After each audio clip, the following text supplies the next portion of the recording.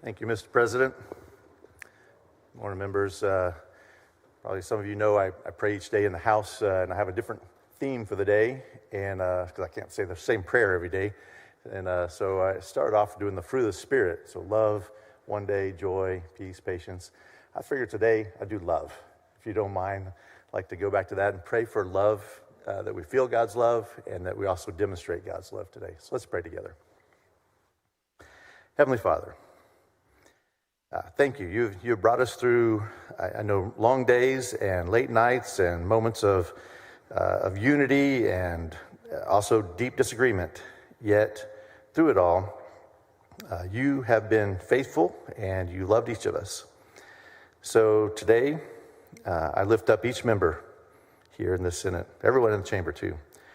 These men and women have just borne the weight of very difficult decisions, I know, throughout session. They've worked very hard, and I thank you for them, not just for what they've done, but for who they are. And as this second special session hopefully begins to wind down and we prepare to go our separate ways to our homes, our families, our districts, I ask that everybody here would be able to leave, not just having done the work of legislation that you've called them here for, but having felt deeply and personally loved by you, especially through your Son, Jesus Christ.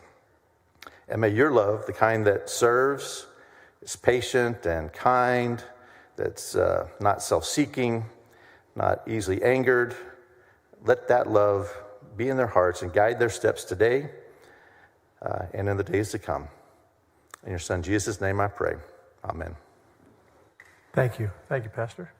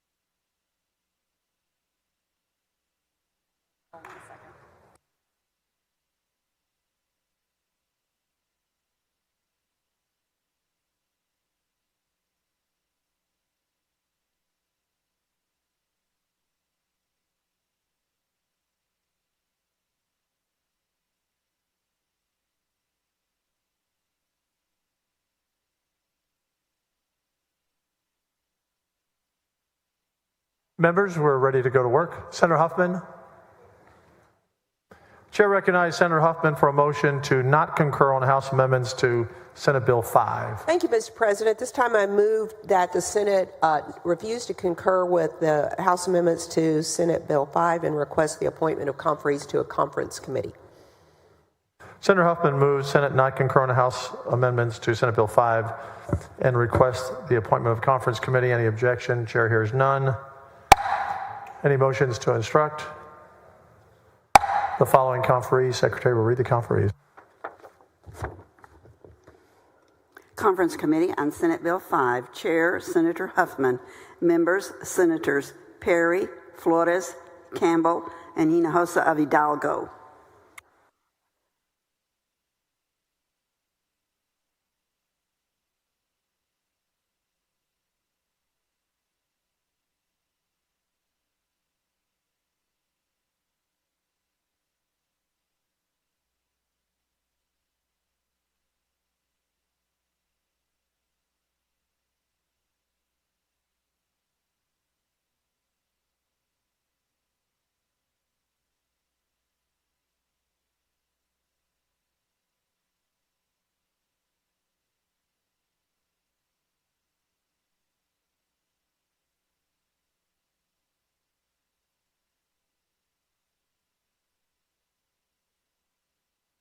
Senator King, you're recognized for a motion to suspend the regular order of business on House Bill 4. Thank you, Mr. President. Members, I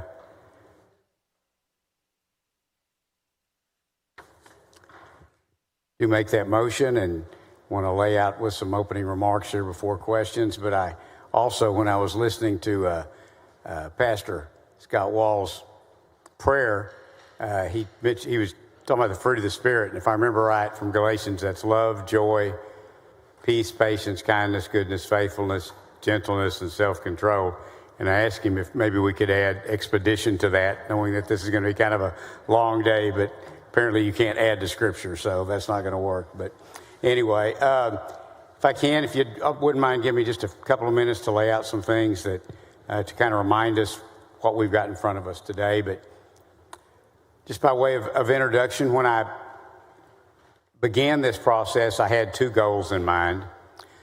The first goal was for the map, which is now HB 4 that's before us, for the map to be legal in all respects. That was the first goal. And the second one was that it would perform better for Republican congressional candidates in Texas.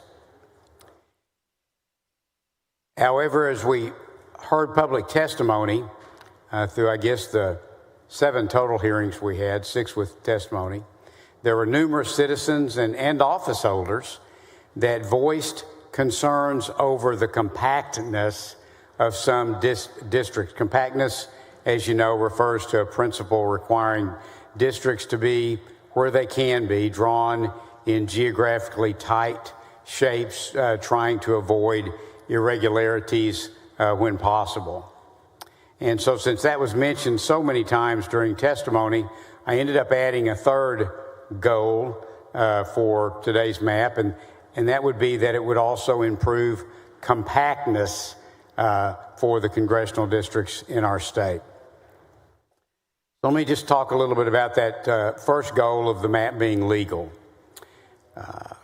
With regard to legality, and we've discussed this before when we did SB 4 last special, the legislature can choose to redistrict at any time, including during special sessions and even during mid-decade.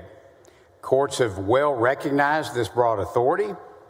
Therefore, it is perfectly legal for us to have HB 4 before us today in this second called special session. Further, another big step in legal compliance is the one person, one vote standard. The U.S. Constitution requires that congressional districts be drawn with population as close to equal as possible to achieve the one person, one vote standard. And that makes the ideal district for us, when you divide the 2020 census by the number of congressional members we have, it comes out to 766,987, and that's our target population for each district.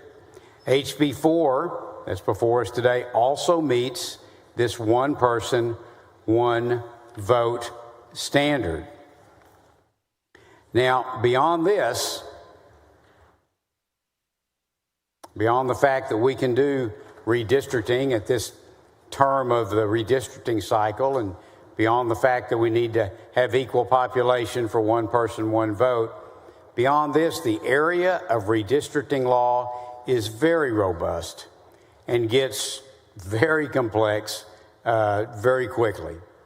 Therefore, what I've done, because I'm not an expert, I'm an attorney, but I'm certainly not a redistricting attorney, but I have relied on legal counsel throughout this process.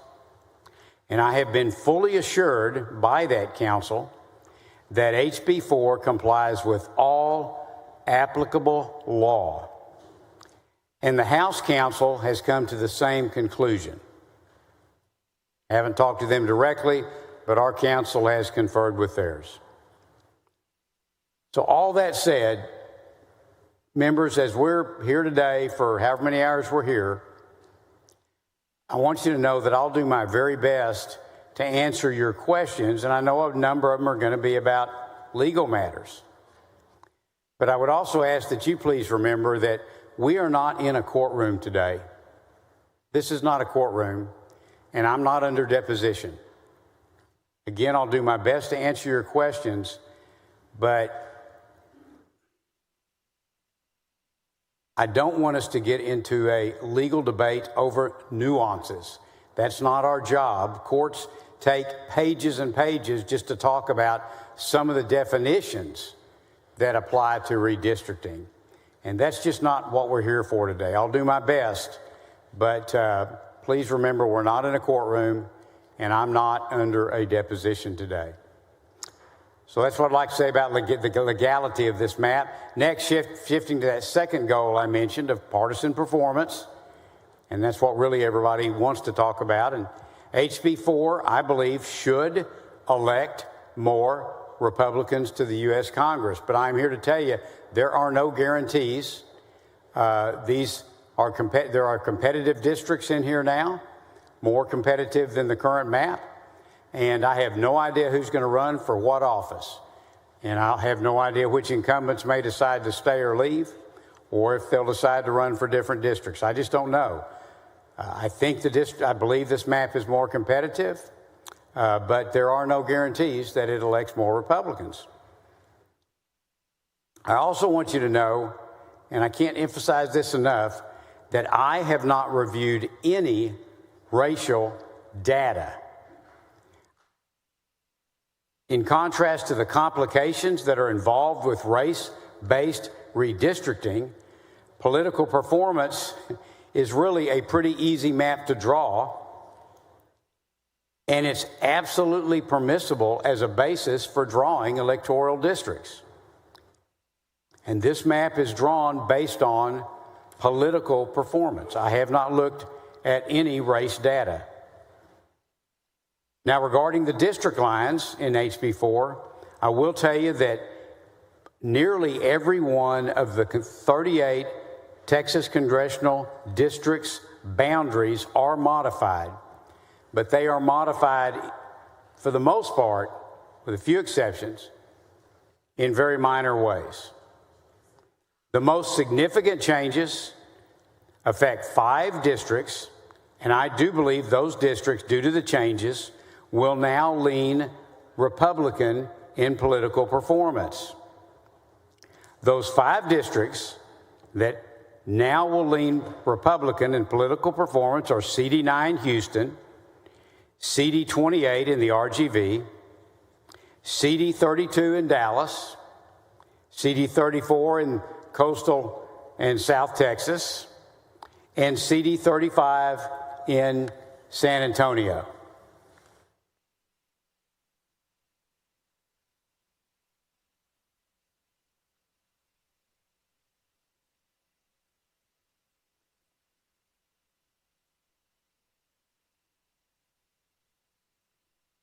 I'll be happy to go into detail on those districts later if anyone would like to.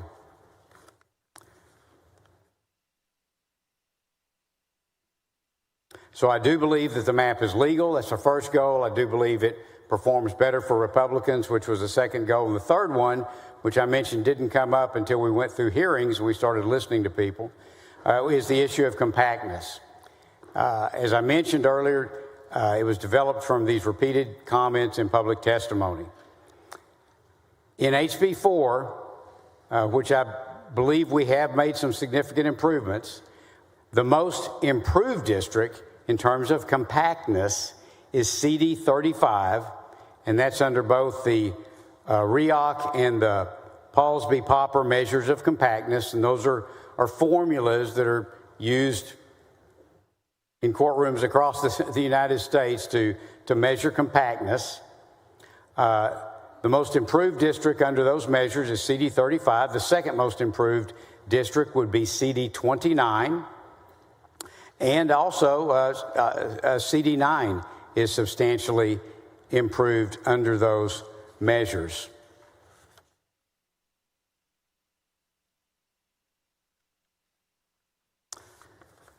So in summary, I believe HB 4 meets the critically important goals of legality, of political performance for Republicans and of improved compactness.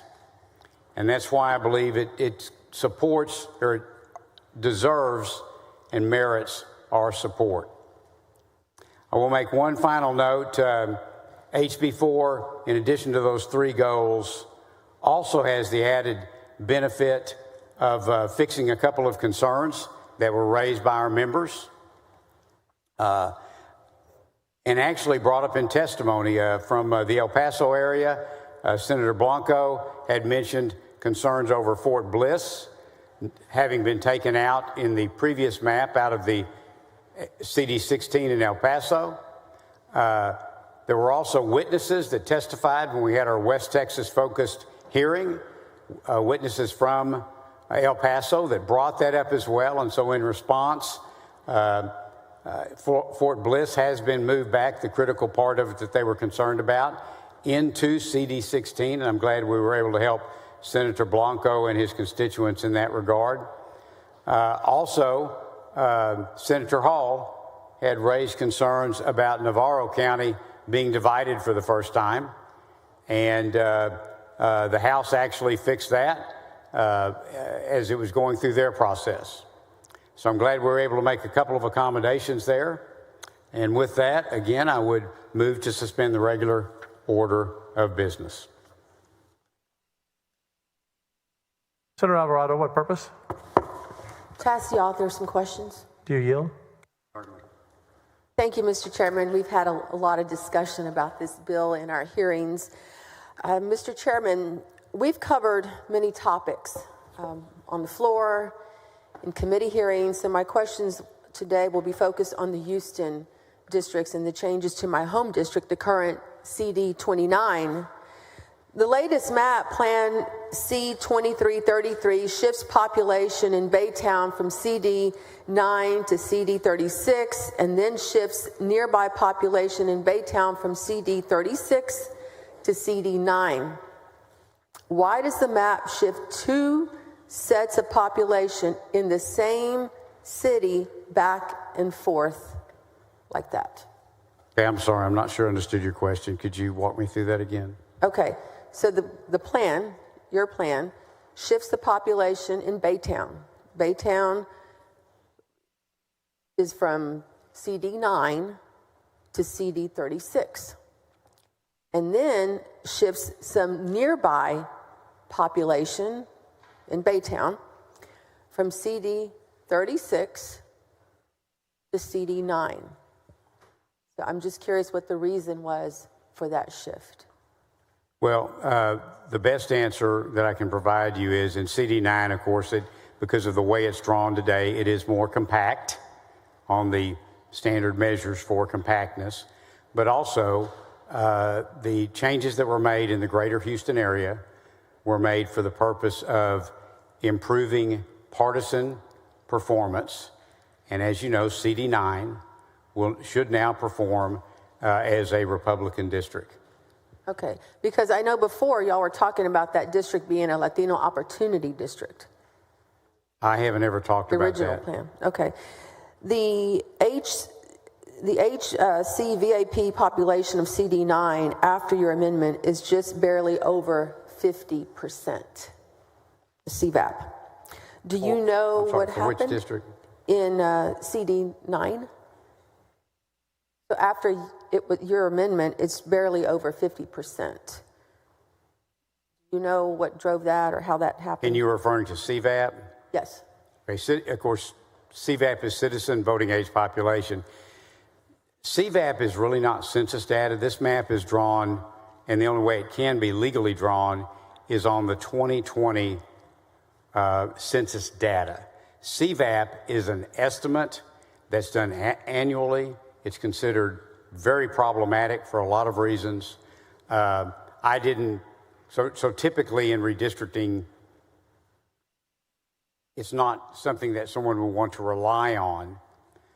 But again, I haven't looked at any racial data, and I haven't looked at CVAP, and really, there's no reason to look at racial data or CVAP. The simplest, easiest way to draw a map for political performance is to look at election data, at voting data with regard to Republican and Democrat votes.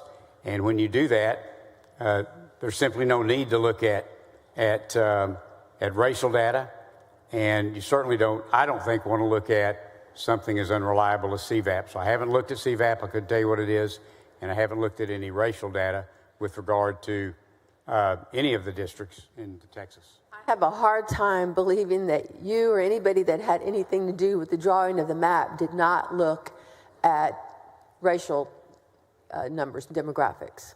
All I can tell you is, of course, I didn't draw the map. I adopted the House map as it came over and filed it. SB 4 had been filed as a companion to it. But I can tell you that our council have looked over it. Other council has looked over it. It is legal under all applicable law. And again, frankly, there is absolutely no reason to look at racial data when you're trying to improve political performance. The best measure of that is whether people have been voting Republican or Democrat. And if you want to draw a map and the goal is political performance, then that's what you look at. There's no reason to look at racial data. And frankly, I think in many cases it's problematic or illegal to do so. Okay, let's move on to now we're kind of getting a little into the weeds, but this is about certain precincts. The map drawer, whoever that is, and we'll get to that in a bit, split election precinct 414 4 different times. That's a lot of fours, but precinct 414 was split 4 different times. What was the purpose of carving up that precinct? You know, there's a dozen different ways you can draw when you get down to the minutia in a map, and I don't know why the House took that direction and their counsel in that. Again, when I looked at the House map, it met my 3 goals of it being legal, of it improving political performance, and advancing compactness. And so I am recommending that the map to the Senate today. Okay. The map drawer, whoever he or she is, also split election precincts 533 and 386 in the same area. Do you have any idea what the purpose was for splitting those precincts? No, my answer would be the same. When you get down to that nuance level, it would be the same as the previous one. Okay. Let's talk about the origin of the map before changes to the C2333. You said that you worked on the House map.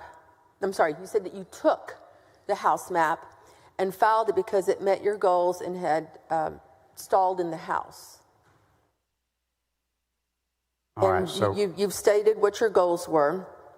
What data did you look at to confirm that the House plan met your goals? All right, so are you asking about, HB4 is the only thing before us today, and that's what you're referring to? All right.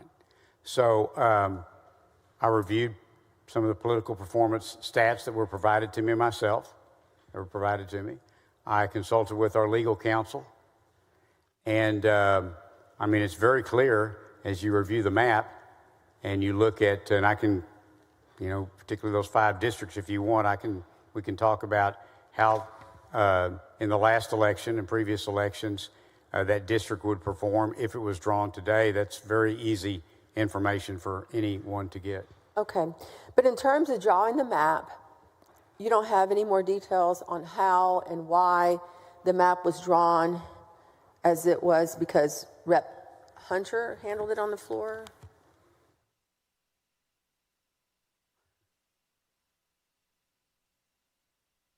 So the predecessor to HB4, I guess, would have been HE4 from the prior session.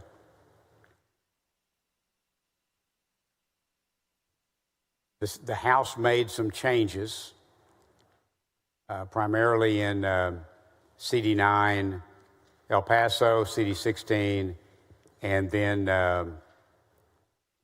in the Navarro area, I can't think what district number that is. I don't know exactly what they did, whether the Ledge Council redrew that for the House. I don't know whether they had outside counsel do it. All I can tell you is that I found out about it Monday when everybody else did. I looked over it. I didn't object to the changes and went ahead and filed SB4 as its companion. Okay. But SB4 did not reflect those new changes, and that's why we adopted HB4 when it came over, because it had those new changes. Okay. I want to now really focus on Houston, because that's where my district is, and the districts that are impacted most within my Senate district. Are you aware that the Latino population of Harris County is well over 2 million? Not specifically. Okay. And the total population of Harris County is roughly 4.7 million people. Were you aware of that? Roughly, yes. Okay. Are you aware that the current CD 29, represented by Congresswoman Sylvia Garcia, is the only majority HCVAP district in Harris County under the 2021 map? As I've said, I haven't looked at any racial data. Well, I'm talking about the 2021 map, which all of y'all voted for. I haven't looked at any of the racial data in the 2021 map. And we're just, getting out of a very recent court case on those maps. What is the specific purpose of reducing the Hispanic citizen voting age population in CD 29 by 20 percentage points from 63% to 43%? I'm not aware that there was any intent to do that. Really? As I said, I haven't looked at any racial data. I've just looked at political performance. So I don't have an answer to that. Okay. By decreasing the HCVAP in CD 29 by that amount, 20 percentage points, it means that there's no longer a Hispanic opportunity district. Do you realize that? I assume you're operating off the assumption that Republicans won't vote for an Hispanic, which I don't think is a reasonable assumption. But again, I haven't looked at any racial data for any of the districts, including CD9. Can you explain how the DOJ letter, which incorrectly referred to Congressional District 29 as a coalition district, relates to the changes that we see in the current proposed CD 29? I don't think it had any impact on it. I personally didn't pay any attention or give any attention to the DOJ letter. For one, it was not addressed to the Senate. It wasn't addressed to me. It wasn't addressed to the House. It wasn't addressed to the legislature. It was addressed to the governor, and it was addressed to the Attorney General. My understanding is the Attorney General filed a response to it in the El Paso trial court, a 3-judge panel. They've already made a ruling on that. I presume that the governor has made some response, although I'm not aware of it. But I didn't take the letter into consideration because it was not addressed to us. I haven't talked to anyone at the DOJ. I have not talked to anyone at the White House regarding this map. Well, we talked a lot about that letter to the point that we did invite Ms. Harmeet Dillon to the hearing. We still did not get a response. Is that correct?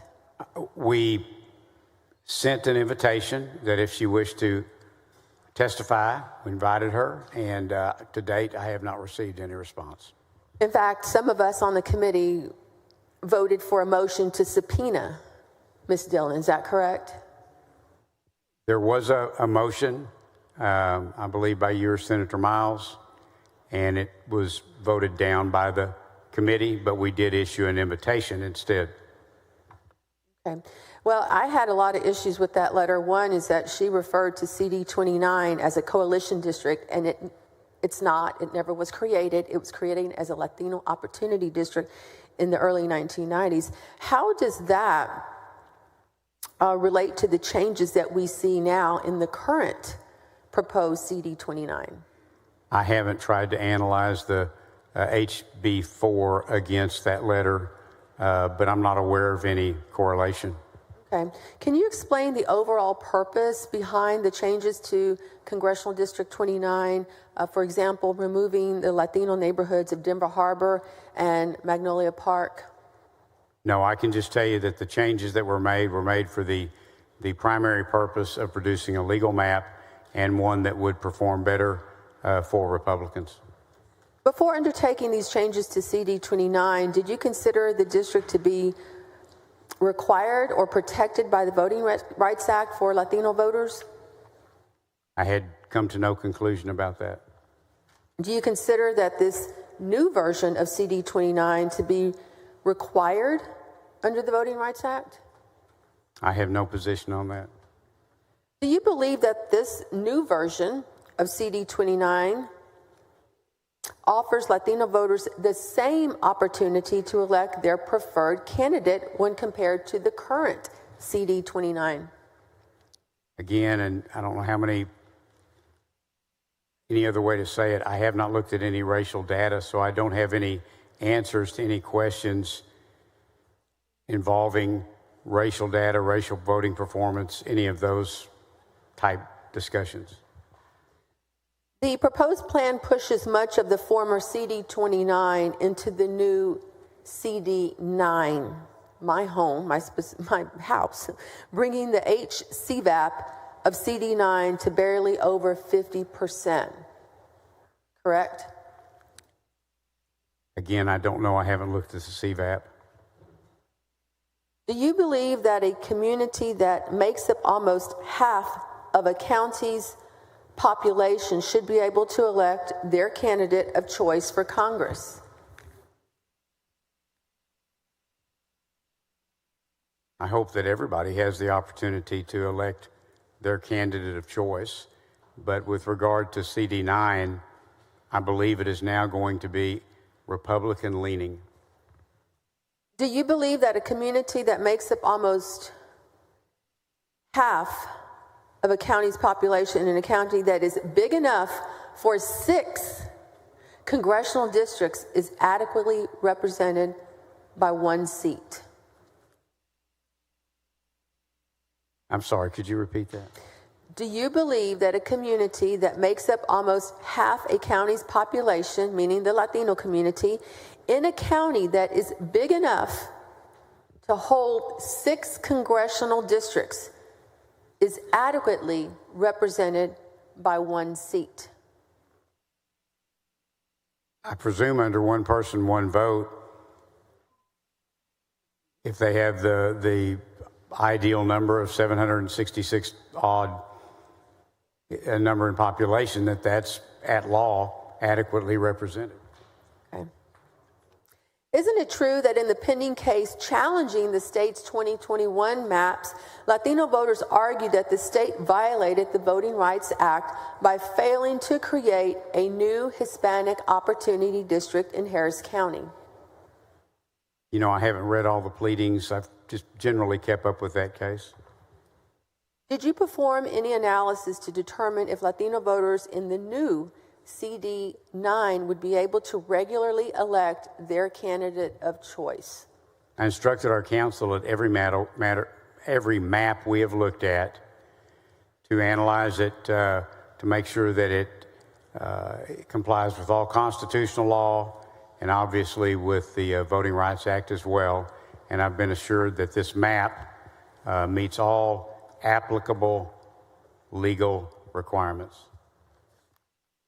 Why did you decide to move a large portion of the current CD29 into this newly proposed CD9? I didn't make that decision. I decided to adopt the House bill that was passed out of the House as it's drawn because I believed it met the 3 goals that I had in mind and I believed was worthy to recommend to the body for adoption. Is the new CD29, which you've drawn in your proposed map, a coalition district?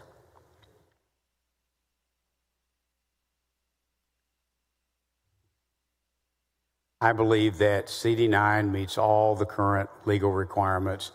And I'm asking about 29. 29? I believe that CD 29 meets all current legal requirements. Mr. Chairman, that's all I have for now. Thank you.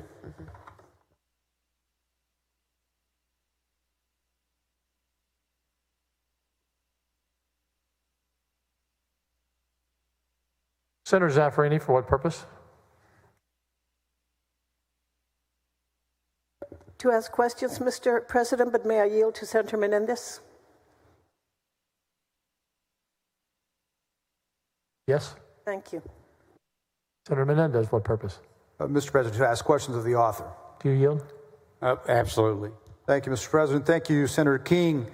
Senator King, I heard your bill layout, and in your layout, I heard you say your opening phrase, "when I began this process." I was just curious, when did you begin this process? Because we had a redistricting committee during session, but I never heard anything about a redistricting of maps at all during session. So when did you come up with the thought or the idea of filing a new map? When a couple of weeks or so before, maybe a week or so before the first special session, I got a call from the Lieutenant Governor asking if I would be willing to chair the redistricting committee. Okay. So you mentioned that you believe in your heart that you believe this map is drawn race blind? Yes. Okay. And you've said that you have not looked at any race data with respect to this map, correct? Correct. So to that end, if I hear what you're telling me, the map then does it take any race data into account? Not to my knowledge. Okay. Have you had an opportunity to watch any of the House proceedings or been present at any of the times that Chairman Hunter has spoken about the map? Sorry, could you repeat that? Yes. Have you had any opportunity to watch any of the House proceedings or any of the times when Chairman Hunter has been describing the map? Very little. Very little. Okay. Very good. Well, then you must be aware that each time Chairman Hunter has laid out the map, he has listed specific districts and the race population for those districts. So I'm not sure. Were you aware of that? Were you able to watch that part of his delivery? I've actually watched very little of the House hearings. All right. So if you missed when Chairman Hunter listed the specific districts and the race population for those districts, to me, even though you've been adamant that you have not looked at race data, why is that? Why have you not? If Chairman Hunter's talked about race data, why have you not looked at race data? Well, because it's problematic and confusing under the law, and it's very complex as to how such data applies in redistricting. It's very simple and very well established in law that you can draw maps on a partisan basis. And so we've looked at this from a partisan basis. It's my understanding that that's the basis from which it was drawn, and it performs in a manner that should improve, should be an improvement for Republican candidates. When you say it's problematic with the law, which law are we referring to? Well, there's a host of redistricting law. I've got, one little brief here that's just a summary of, we've had 30 years of cases, and I've gone through several redistricting cycles, and you have as well, and we have an ongoing trial in El Paso, and it's just a complex, very robust area of law. Would any of those be the Voting Rights Act? Voting Rights Act is always a consideration. Very good. Does it concern you then that Chairman Hunter has focused so closely on the race data in his discussions of this very bill, House Bill 4? I am only concerned with what's before the Senate and in my authorship or sponsorship of the bill. So knowing that the Voting Rights Act can be, in your terms, your words, problematic, why does it not concern you that Chairman Hunter has been bringing up race when he's describing these districts? I'm not aware whether he has or not, but from my perspective, why would I use racial data? Voting history is just much more accurate and is well established as a legal way to draw maps, a legal process upon which to base maps. Okay. So you mentioned that you didn't draw this map or these maps. Is that correct? That's correct. Okay, so then whoever drew these maps, do we know if they used any racial shading on the computer at any point? Are you aware of that? So again, I don't know. I don't have any personal knowledge as to who drew the changes between HB 4 as it was introduced in this special session and HB 4 as it was passed out of the House, because there were some changes. Correct. And I guess what I'm trying to find out is what analysis was made during the map drawing process to determine voter preferences, as you've mentioned, you mentioned the partisan preferences, but also by racial group. That's what I'm trying to figure out, what analysis was made. All I can tell you is that I very specifically asked our legal counsel to run jingles and the other analyses that are used to determine if a map complies with the VRA, constitutional and other requirements. And I have been well assured that this map complies with the VRA in all respects, as well as all other applicable law. So I appreciate that. So you're telling me that the legal counsel that did know who drew these maps, that you asked them run an analysis through the Voter Rights Act, through jingles, and tell me that they're legal. Did they tell you which districts race was taken into account to make sure that they're legal? I was only presented with their conclusion, not any underlying data, whatever that may have involved. Understood. So we know race was taken into account to make it legal. We know, I'm just curious, because you're confident that you believe that these districts were presented to you after having been analyzed. I'm curious, how was race taken into account in the drafting? Do you know how the race was taken into account? All I can tell you is that every map I have looked at, and I haven't drawn a single map, I have in years past, but I have not had anything to do. I have not drawn any map during this process. Okay. What I have done is the maps that have been presented to me for consideration before I even looked at them. Right. I turned them over to counsel and I said, take it, give it a good legal scrubbing, and bring me back your conclusions. Okay. So the current existing congressional maps, the ones that were drawn in 2021, did you consider districts that were currently protected by the Voting Rights Act when this new map was drawn? Did you say, hey, these are protected, make sure they stay protected when the drawing of this map? Did you all ask that? My instructions were that I would not bring a map before the committee, and certainly not before this body, until I was told that it was legal in all respects. Do you believe that there's racially polarized voting in Texas? I'm not sure I'm even qualified to comment on that. I'm familiar with some of the prior case determinations that have been made in previous years. I don't know what the state of voting is today. I just know that the map that is before us today is legal with regard to the VRA and other applicable law. Did you do any analysis or review of whether voting is racially polarized in Texas before, during, or after the drawing of this map? I have not personally done any analysis. Okay. Do you know which districts in this new map, in the map that you've laid before us in this Plan C 2333, you know which districts are located in areas that have any polarized voting, racially polarized voting? I think the map speaks for itself in terms of its geographic boundaries. I have not personally made any analysis that you've referenced. All I can tell you is that I have been assured that this map does not violate the VRA or any other applicable law. What analysis of Latino voters' preferences were conducted before drafting any of the districts in this plan? Well, I'm confident for each district there was a jingles type analysis.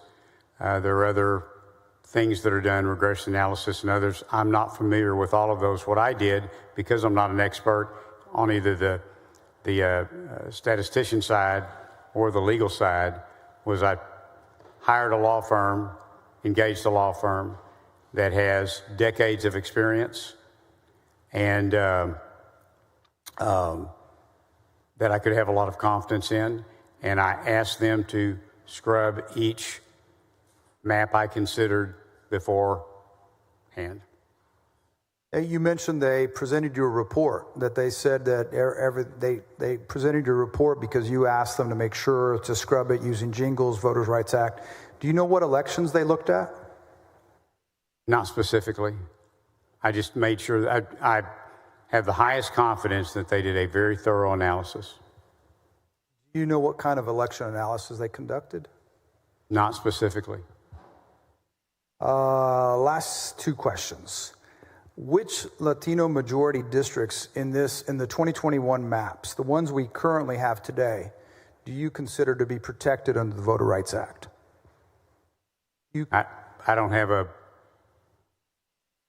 an opinion on that. You don't know which ones are currently protected so that you can make sure these are legal? Again, I have intentionally not looked at any racial data. I've tried to just focus on political performance. Okay. And since you believe that these maps that you have before us are legal, could you please name the districts in this new map that are required by the Federal Voting Rights Act? So if these are legal, which one of the districts in here are going to be required to be protected under the Voter Rights Act? Can you tell us which ones? No. So I'm sorry, this is my last question. You mentioned that this is a compact, improves compactness, right? Yes.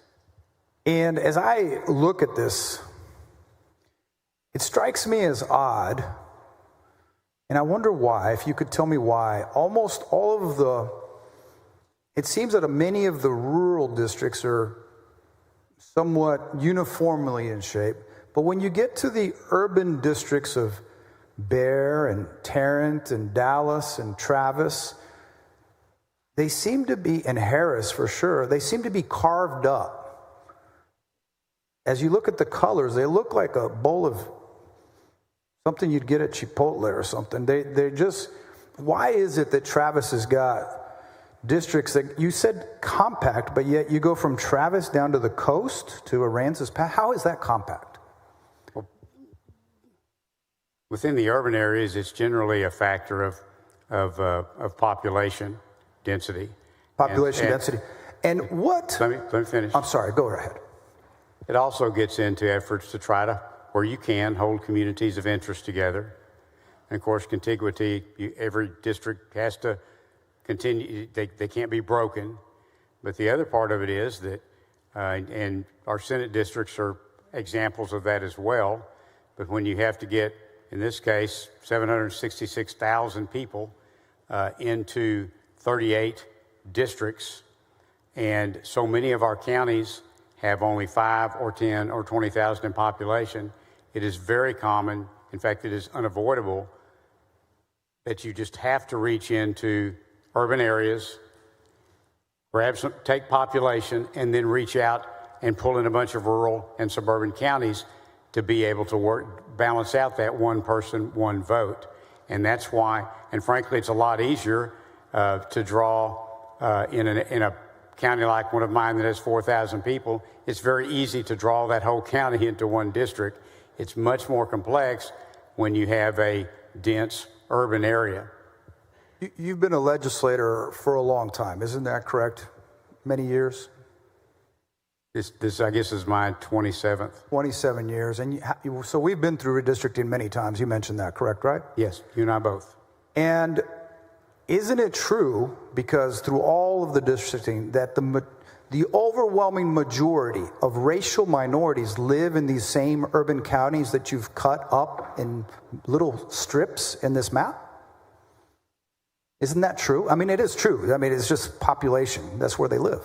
Again, I haven't looked at any racial data, but I would just say off the top of my head, South Texas has a lot of rural areas that are heavily Hispanic in population. That's just common. Right, but I was just asking about the urban counties that have been cut into little strips. I haven't looked at any racial data. Thank you for answering my questions. Thank you, Mr. President. Thank you. Senator Zaffarini, Thank you, Mr. President. for what purpose? To ask questions of the author. Do you yield? Certainly. Thank you, Mr. President. He's been waiting for these. Pins and needles. Thank you, Mr. President, and thank you, Mr. Chairman. Mr. Chairman, Representative Hunter has claimed repeatedly that Senate District 9 and Senate District 35 in this new map are to be Hispanic majority districts. Is that your understanding? I have no personal knowledge of that. Thank you. And you have said it is your belief that the Hispanic population in Texas supports Republicans. Is that correct? I think I'm sorry, I'm not sure how you're phrasing that. Are you asking me if do I believe that Hispanic citizens will vote for Republicans? Yes, I do. That you have said that. Yes, thank you. Are you aware that data scientists can calculate the preferred candidates for racial groups in precise areas, and this is called a racially polarized voting, or RPV analysis?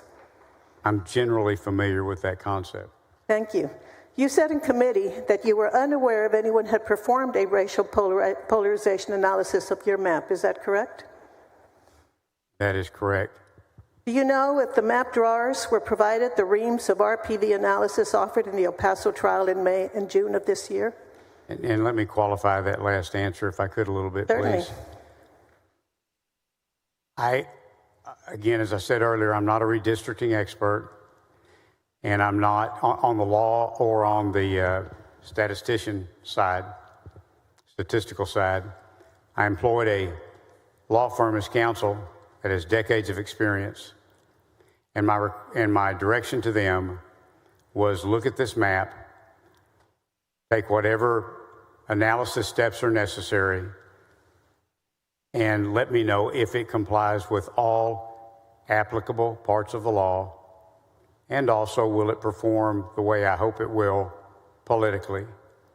And they brought those conclusions back to me. So I don't know the specific steps they took, but I'm very confident that they took all necessary steps to make those determinations. Thank you. Do you know if those map drawers were provided the reams of RPV analysis offered in the El Paso trial in May and June?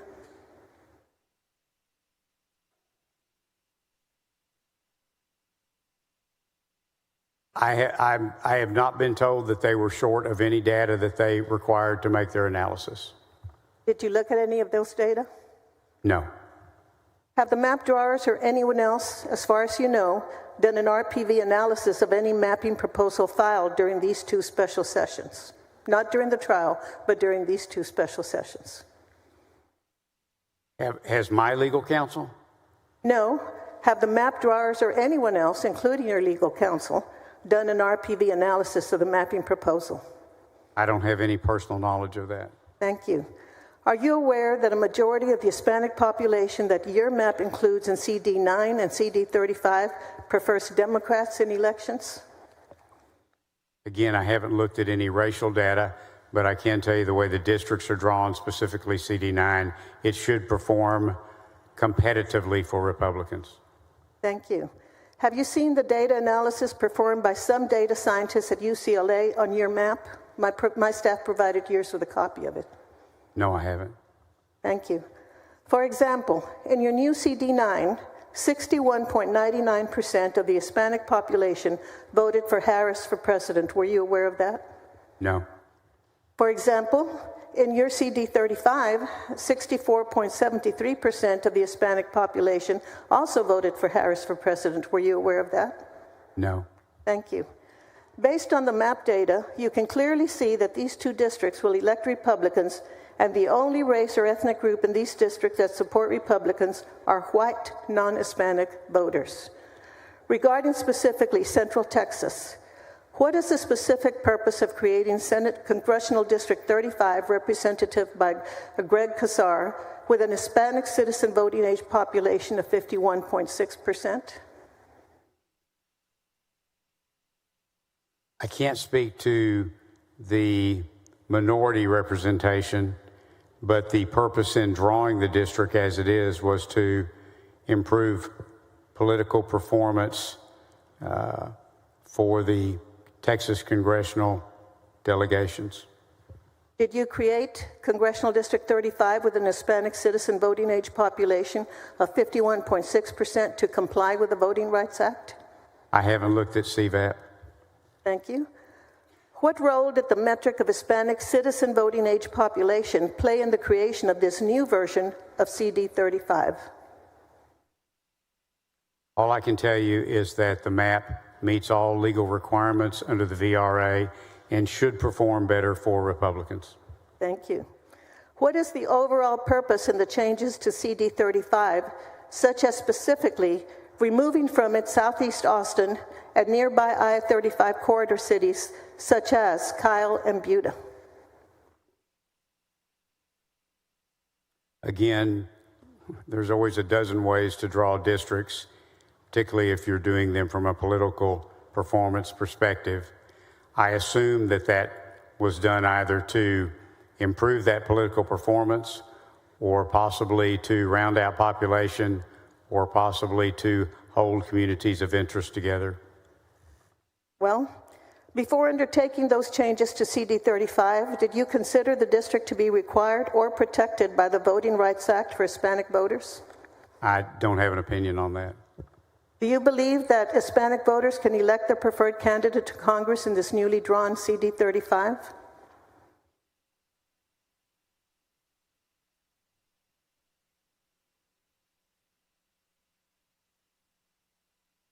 You'll give me just a second. Okay. Have all day.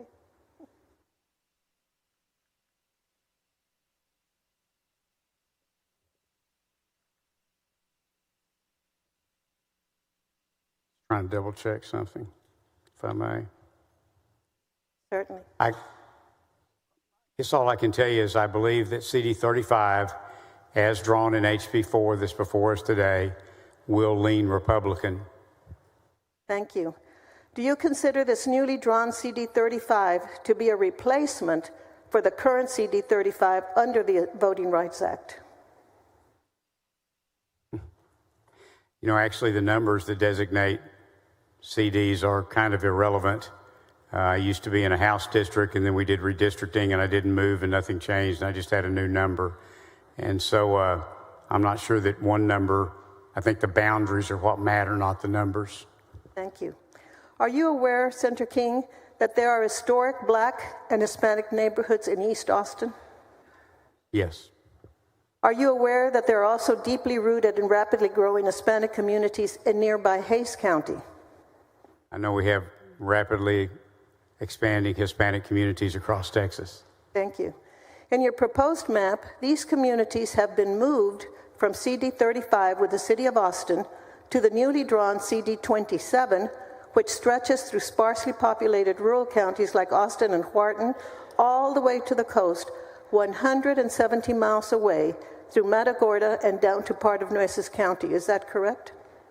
Of course, the map kind of speaks for itself and what the geography is of that district. But again, we have in our current map and in probably every redistricting map ever drawn in Texas history, we have very vast districts because we have very dispersed population. So then what was the purpose, Senator King, in this proposed map of moving these communities in East Austin and Hays County from nearby Austin into the communities with Port Aransas 200 miles away? Specifically, what was that purpose? Well, it could have been a number of things. Again, all I have looked at is to make sure the map is legal, which of course does take into consideration communities of interest and other traditional redistricting criteria. But you can draw a map in many ways. And I'm not sure I follow. Are you suggesting that moving those communities out of one district into another somehow in some way violated some aspect of redistricting law? Could you explain to us how the dramatic changes in Congressional District 35 would impact specifically the Hispanic population? And 35, of course, is represented by Greg Casar. I haven't looked at any racial data, so I wouldn't have that information. I can tell you that that district will lean Republican in voting performance. Thank you. The communities in East Austin that are now connected with Port Aransas used to be in CD 35, is that correct? I'll take your word for that. I don't have the old map in front of me. Thank you. Instead of including these communities along the I-35 corridor, the proposed CD 35 extends east into Karnes County, is that correct? Yes. So what was the purpose of replacing these communities in East Austin with communities in Wilson and Karnes County? The purpose was to draw a map that was legal under all applicable law and that performed better for Republicans and that created or improved compactness in some districts. And how were these decisions made, Senator King?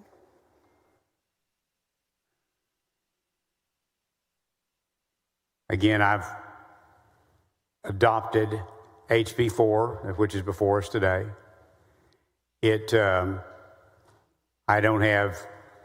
I wasn't there participating in the map drawing process. What I can tell you today, though, is that this map is legal. It performs better for Republicans. It improves compactness.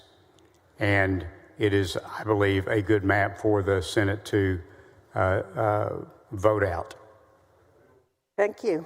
Did you or the map drawer at any time perform an analysis to determine if Hispanic voters in the current CD 35 were able to elect a candidate of their choice in most elections? I'm confident that our council reviewed all appropriate data and made all appropriate analysis to make sure that the map would be legal in all respects. Did you or the map drawer perform any analysis to determine if Hispanic voters in the current CD 28 were able to elect a candidate of their choice in most elections? Again, it would be the same answer. Thank you. The ultimate result of your changes in Central Texas is to pair Greg Casar with Lloyd Doggett in a majority Anglo district. Is that correct? The objective was to create more or better performing districts from a Republican perspective. But it's correct that the ultimate result is to pair those two, correct? Well, pairing is kind of a relative concept. It's different in House and Senate maps, but in congressional maps, since you don't have to live in the district you run in, pairing is not really I think, a valid definition, concern, issue. And that is true, but their residences are now in the same district, correct? That's my understanding. Thank you. Pertaining to Congressional District 28 in South Texas, what is the purpose of increasing the Hispanic citizen voting age population in Congressional District 28 by 18 percentage points in the newly drawn map? I'm not aware that it was. I haven't looked at any racial data. Thank you. Can you explain the overall purpose behind the changes to Congressional District 28? All the changes that were made in the map were made to ensure that it was legal, that it would improve Republican performance, and hopefully improve compactness. Thank you. In your opinion, could Hispanic voters elect their preferred candidate to Congress in the newly drawn Congressional District 28? I'm sorry, could you repeat that, please? In your opinion, could Hispanic voters in District 28 elect their preferred candidate to Congress in this newly drawn map?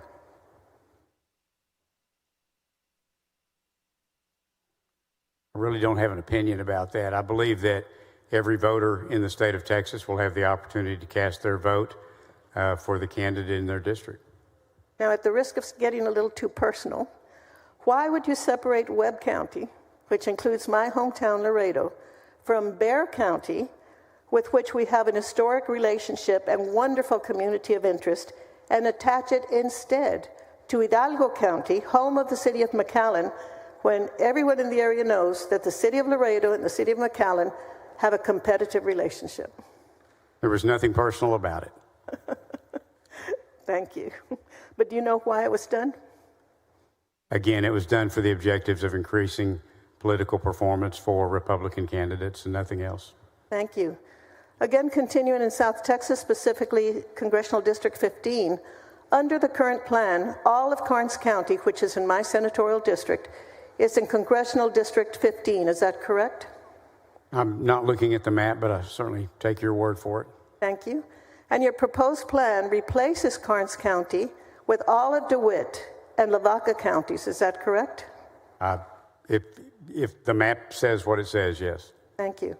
Are you aware, Senator King, that Karnes County is 52.6% Hispanic according to the 2020 census, whereas DeWitt County is 34.8% and Lavaca County is 19.4% Hispanic? Again, I haven't looked at any racial data. Thank you. What was the purpose of taking a more heavily Latino county out of Congressional District 15 and putting it in a less heavily Hispanic county? The purpose of all the district changes, the intent of all district changes, were to make sure that we had a legal map, one that performed better for Republicans and hopefully improved compactness in some districts. Thank you. Did the DOJ letter in any way refer to South Texas regarding the redistricting need? Well, it pointed out 4 districts, or 5, I can't recall. It's been a while since I've read it. Thank you. Senator King, is there any question you expected me to ask that I failed to do? I think you were very thorough. Thank you, Mr. Chairman. Thank you, Mr. President and members.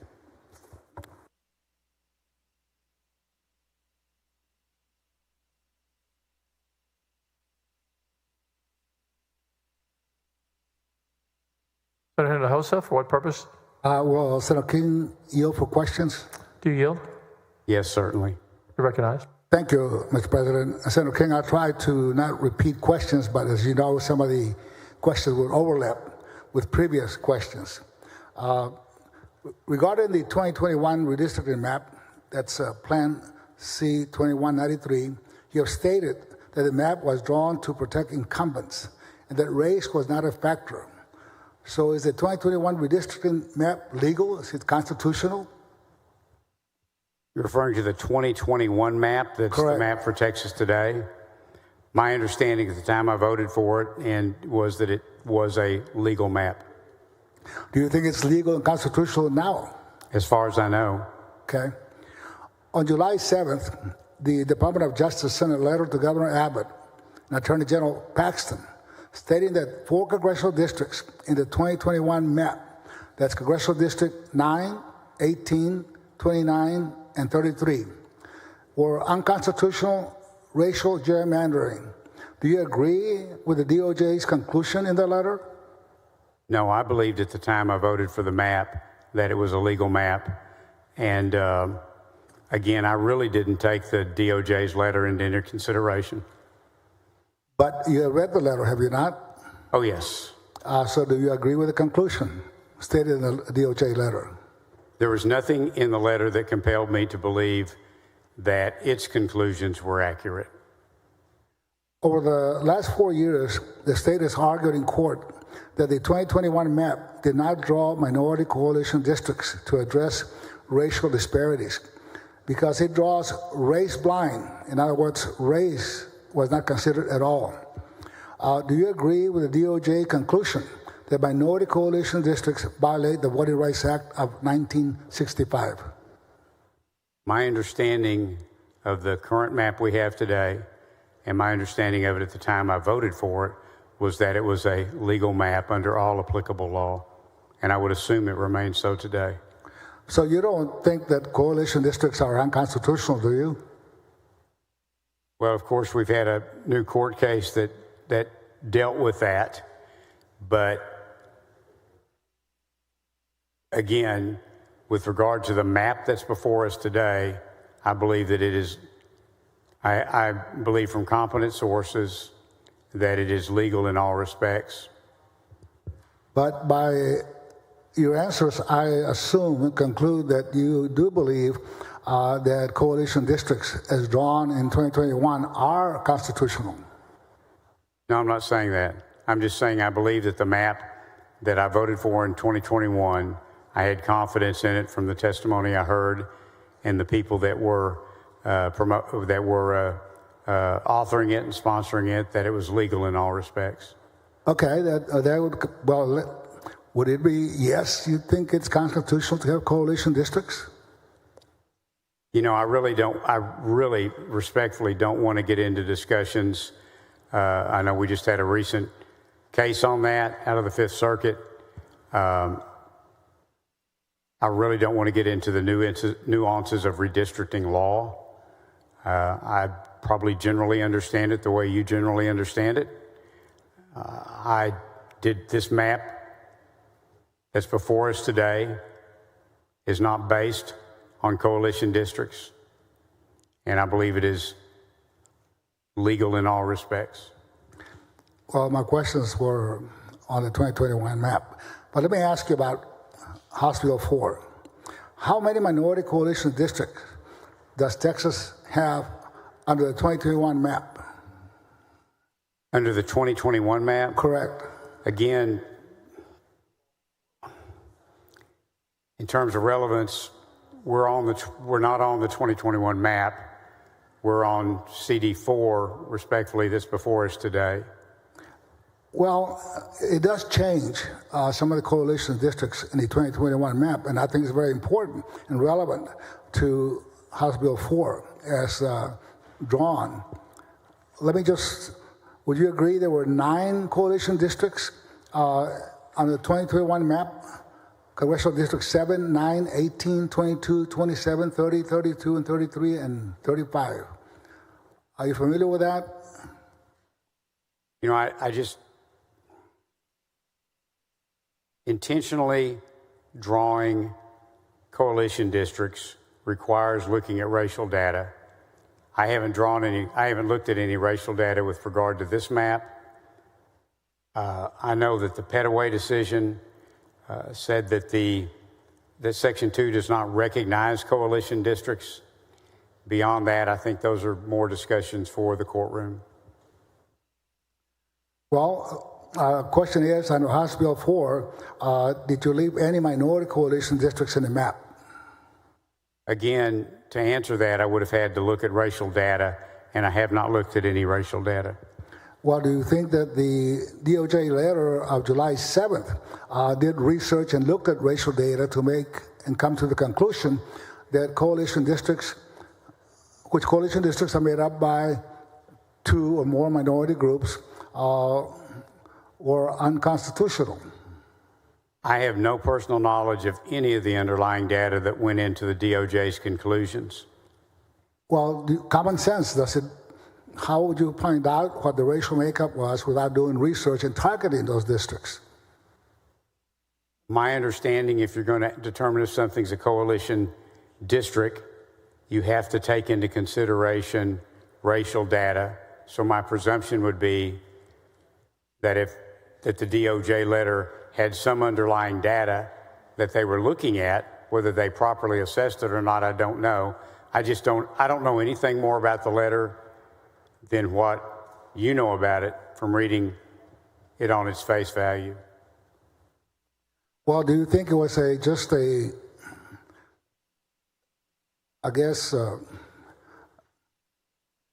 error or a mistake or just by coincidence that the congressional districts named by the DOJ letter were all altered under House Bill 4? I can just tell you that my analysis and my support, rather, of HB 4 does not in any way take into account the DOJ letter. So are you saying that it's a coincidence that House Bill 4 actually targets the same 4 congressional districts that were named in the DOJ letter?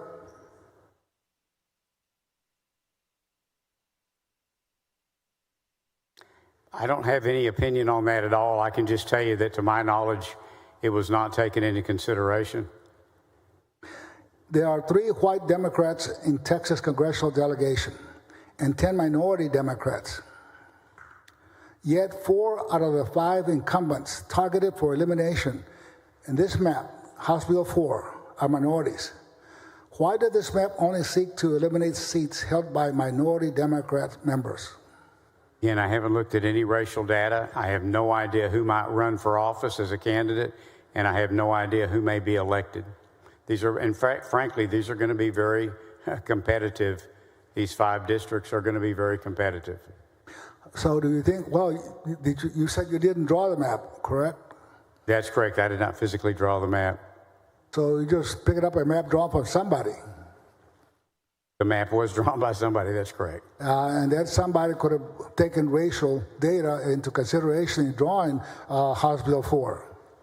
All I can tell you is that I don't really have any personal knowledge of the inner workings that went into who participated in drawing the maps. I mean, I know some of the people that are involved in it, but I don't know the interworkings, what they did, how they did it. All I know is that when I saw the House bill that was filed, I asked our council to review it. They have assured me that it meets all legal requirements and that it will also perform better politically for Republican candidates, and that's why I'm supporting it. Well, I know you're familiar with House Bill 4 and the 2021 map. We have, under present law, 9 coalition districts, 1 minority majority out of the 9. Your map, House Bill 4, eliminates 5 of those congressional districts and reduces that to 4. Are you aware of that? Again, I haven't looked at any racial data. Well, I think it's important to at least look to make sure, as you said, that this House Bill 4 is in compliance with the Voting Rights Act and the 14th Amendment of the United States Constitution. Don't you think so? Absolutely, and that's why I made sure that we had a hard time actually finding the right counsel that I could have a lot of confidence in, and I have a very high level of confidence in their conclusion. And then I just on the,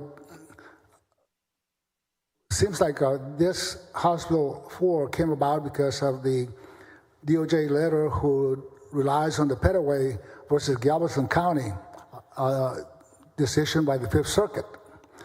In that letter, it really misinterprets the decision. And nowhere in that decision does it say that we need to do away with coalition districts. Does it? So my general understanding of Petaway is that the Fifth Circuit held that Section 2 doesn't apply to coalition districts. But to analyze that and determine that, you have to look at racial data, and I have not looked at any racial data. Well, would you agree that the decision was really a narrow decision based on coalition districts not being able to claim dilution under Section 2 of the Voting Rights Act? I'm sorry, could you repeat that, please? Would you agree that the decision by the Fifth Circuit in Getaway versus Galveston was narrow in scope, in that the decision that was made only talked about coalition districts could not file a claim of dilution under Section 2 of the Voting Rights Act? I'm just generally familiar with the case, so I don't have a specific opinion. So you're not familiar with the case itself? I'm sorry? You're not familiar with the case itself? No, I am familiar with it, but I'm not prepared to go into the detail that you're speaking of. Yeah. Let's talk about communities of interest. Would you agree that the traditional districting principles that have historically been considered in drawing legislative districts have included compactness, contiguity, and the preservation of political subdivisions and communities of common interest? Would you agree with that? Those are some of the elements of traditional redistricting criteria, yes. And under your proposed map, Plan C2333, House Bill 4, are communities of common interest considered and protected? You know, I think communities of interest is kind of in the eye of the beholder. It certainly can be cities, it can be counties, it can be historic neighborhoods, it can be school districts, but of course, none of those align with one another. but it can also be economic regions, it can be port authority areas, it can be TxDOT regions, it can be river basins, water basins, it can be suburban, urban, rural. Communities of interest is really a term of art. It can apply to a lot of things. Well, in Hidalgo County, you split the county in half. You split McAllen under Congressional District 28 and Congressional District 15. You separate Edinburgh and McAllen, put the whole west side of the Hidalgo County in Congressional District 28, yet you split the University of Texas Rio Grande Valley and put it in Congressional District 34. Those are communities of interest.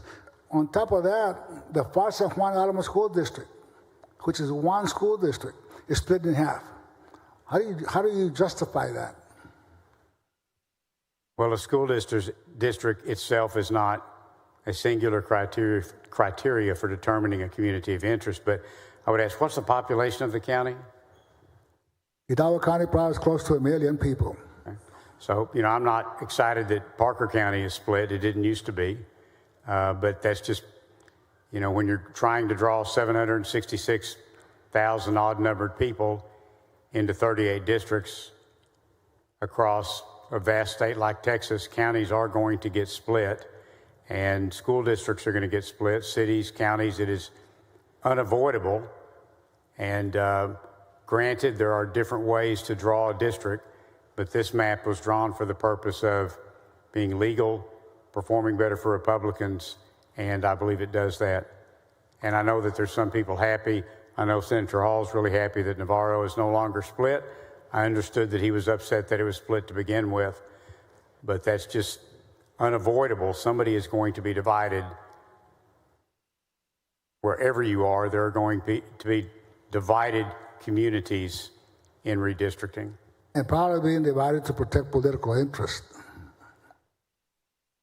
Political interest is a valid consideration when drawing maps. Including when race is taken into consideration? I'm sorry? Including when race is taken into consideration? Again, I haven't looked at any racial data, and I didn't take race into consideration when trying to decide whether to support this map. And Nueces County, you also split the county between Congressional District 34 and Congressional District 27. You have the Hillcrest black community, historical black community, with a long history in Corpus Christi, one of the main common roots of Corpus Christi and in Nueces County. You have that down all the way up to South Austin. What do they have in common with South Austin? And I don't have specifics as to that district, but neighborhoods, everyone in those neighborhoods will still get to vote.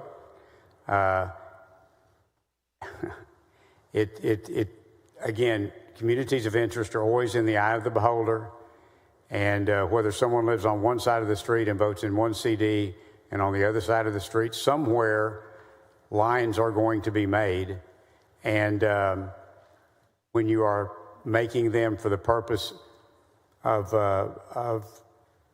trying to avoid any racial inequities or anything that you're doing, anything you do is going to create lines. And I don't have specific knowledge of that one, but I will also say that that neighborhoods under the current map, under any map we've ever drawn, neighborhoods are divided, school districts are divided, cities are divided. It just occurs. Communities of interest are an element of redistricting criteria, but they are not the only element. And I don't like the way some of my district is divided as well. I can tell you that I did not take any racial data into consideration in drawing this map, and to my knowledge, no one else did. Well, you also divide the port of Corpus Christi, which is #1 in the nation in exporting crude oil, from Texas A&M University, where they work very close together for purposes of increasing their economic impact on Oasis County.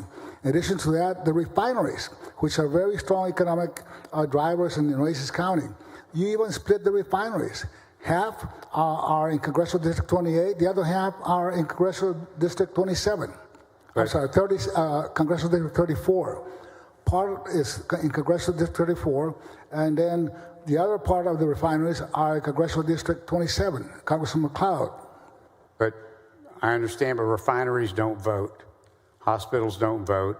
Other buildings don't vote. People vote. And The it's families that difficult work, to see how dividing a refinery should be considered. the workers that work there and the families vote. The people who have jobs there vote. Well, let me ask you on the Voting Rights Act. What districts in the 2021 map do you view as protected under the Voting Rights Act? I don't have an opinion on that. I didn't look at any racial data with regard to this map. Under the proposed map, House Bill 4, what districts were drawn in response to court orders? Again, I don't know how many, please, I don't mean this directed at you in any way at all. And your questions are very valid, and I appreciate them. But I have not taken any racial data into consideration with regard to this map. I have requested a determination and believe that determination to be correct, that this map is legal, and that's what matters to me first and foremost. I wanted it to perform better for Republicans. I believe it does. And I also believe it improves some compactness in a couple of districts. And that's why I'm supporting the bill that's before us today. Senator King, you previously stated during your layout for this, actually what used to be Senate Bill 4, now House Bill 4 with some changes, that you have consulted with your legal counsel and that you were absolutely confident that House Bill 4 complies with all applicable laws. Did your legal counsel testify before the redistricting committee? No, they did not. Did the lawyers express their opinion to you only? Did the lawyers express their legal opinion to you only whether or not House Bill 4 was constitutional and in compliance with the Voting Rights Act? I don't know actually who all they've expressed that to. They have expressed it to me. They have not expressed that to you? No. I said, I don't know who all they have told that to, that they believe the map is legal in all applicable law, but they have told that to me. But I just, again, those lawyers have not testified or informed the redistricting committee that this map is in compliance with the Voting Rights Act and the United States Constitution. No, that is my testimony today as to the conclusions that have been brought to me. Thank you, Senator King, for answering my question. Thank you, Senator. Members, we are going to stand at ease for 10 minutes till 12 o'clock. Then we'll come back to Senator Johnson when we reconvene. Senator Johnson, followed by Senator Cook, and that's who I have remaining to ask questions. So with that, members, Senate stands at ease till 12 o'clock.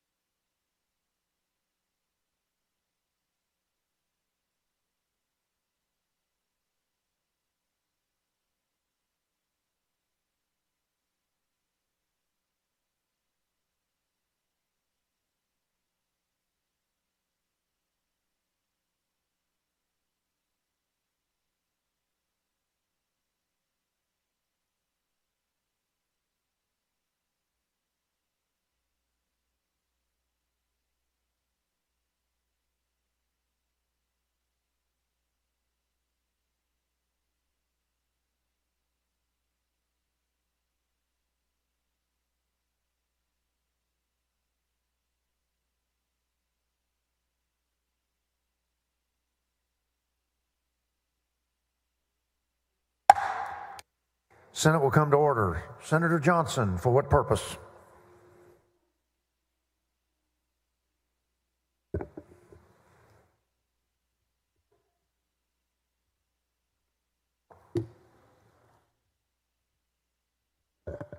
To ask questions of the author, Mr. President. Do you yield, Senator King? Yes. You recognize Senator Johnson. Thank you, Mr. President. Senator King, I'm glad you got a break because you deserve a rest because there's a lot more questions to come, not all from me, fortunately. Senator King, are you familiar in the context of the Voting Rights Act with the concept of racially polarized voting? Generally. And I know you've said that you're not here to argue a case as a lawyer, but you do recognize that that's part of the Voting Rights Act and that these maps will be subject to scrutiny under the Voting Rights Act in the courts in all probability, yes? I'm generally familiar with the concept, yes. And as to the rest of my question, you're also probably generally familiar that maps of this nature are challenged in court, yes? Redistricting maps are always challenged in court. I'll go with always. I was going to say routinely, but you're probably right. As I understand it, in the redistricting trial that recently concluded in El Paso, Texas, there was evidence that the Attorney General's office, the Attorney General of Texas, has a system of analyzing racially polarized voting. Are you aware of that? I don't have any personal knowledge. Have you ever heard that? No. So you don't know, obviously, whether the Attorney General's system, if it exists, of analyzing racially polarized voting was employed in these maps. I know that we did not rely upon any counsel or seek any counsel from the Attorney General's office with regard to HB 4. To be clear, then, you're saying that the Texas State Attorney General's office was not at all involved, not at all consulted in the drawing of the maps that are before us today? Not that I'm aware of. I can tell you that they did not give me any independent legal counsel. Okay. You've said multiple times, and I think probably justifiably with some frustration, that you did not consider race in the drawing of these maps, correct? Correct. And that question's come up a few times, so I won't ask it. Doesn't the Voting Rights Act require consideration of race at some level? Well, the Voting Rights Act, I think, protects every district in Texas. It applies to every district in Texas. And, I mean, obviously, since it prohibits any discrimination of minority groups in the voting process, in the electoral process, then yes, it would have to be considered in doing a legal analysis. Thank you. And my understanding of the Voting Rights Act, like yours, is not advanced. But what I do understand is that when it considers racial discrimination, it looks both at discriminatory intent and, in the absence of intent, a discriminatory effect. Is that also your understanding of the Voting Rights Act requirements? That's my general understanding, that intent and effect have been discussed and considered in case law over the years. And so if these maps were drawn with no regard to race, solely, as I believe you've stated here and has been stated in the House, solely with the intent to elevate Republican partisan performance in elections, and there was no consideration of race, is there a possibility that there's going to be a legal consequence for failure to consider race in the context of maps that are going to be subject to scrutiny under the Voting Rights Act, because historically they've come into existence under the Voting Rights Act? It's hard to answer a hypothetical. I can just tell you that, and I know I've said it before, and please forgive me if I sound repetitive, but before I considered this map, I asked that it be reviewed by counsel in which I had a high level of confidence to make sure that it was legal in all regards. And I was assured that it was. And that, of course, included all aspects of compliance with the Voting Rights Act. So legally okay under the Voting Rights Act could take us into the gray area of the concept of a coalition district. Are you familiar with the term coalition district? Yes, I generally am. And what is your understanding of a coalition district? And I know we're not law professors here, but it matters. Well, generally it refers to two groups voting as a single class. Two groups, put in other words, with politically cohesive interests. Would you, fair statement? It's probably generally correct. And historically, the legal context in which the concept of coalition districts has arisen is when two or more typically non-white, referred to as minority groups, are politically cohesive, and together they constitute a single political voice. And yet there may be a group of typically white voters who have a different political direction, and the coalition district would serve to enable the two or more racial groups which comprise that group to elect candidates of their choice, where absent the coalition district, they would otherwise not. Does that sound like a fair characterization of whether or not it was the future of the law, it at least has been the law up to this point? I would say that's probably a generally good statement, but again, I'm not a redistricting attorney. All I can tell you is that I'm confident that every district in this map complies with the VRA and complies in light of Petaway. And a group of attorneys have said that to you, and you trust their judgment? Correct. Is it your understanding, based on conversation with those attorneys or anybody else, or just your own idea, that so long as in drawing the maps you look only at partisan political performance, race is irrelevant? I'm not sure that race is ever irrelevant, because the VRA is never irrelevant. And the VRA is designed to protect different voting groups. But I believe that it is well established under law that maps can be drawn for the purpose of political preference, political performance, and frankly, it's personal experience, or my understanding is as well, that it's really very easy to draw a map when all you're looking at is political performance. Is it your intention, and the intention of this bill, to, through a series of judicial appeals, eliminate the concept of coalition districts from the law? I don't have any intent at all with regard to coalition districts from one perspective or another. My only intent is to make sure that this map complies, that it currently complies with all law.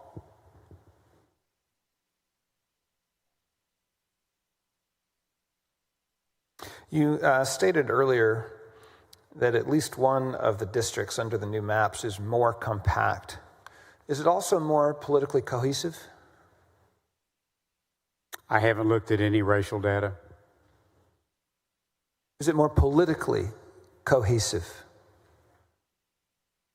How are you defining politically cohesive? Where racial groups, or where the actually really just the constituents of that district,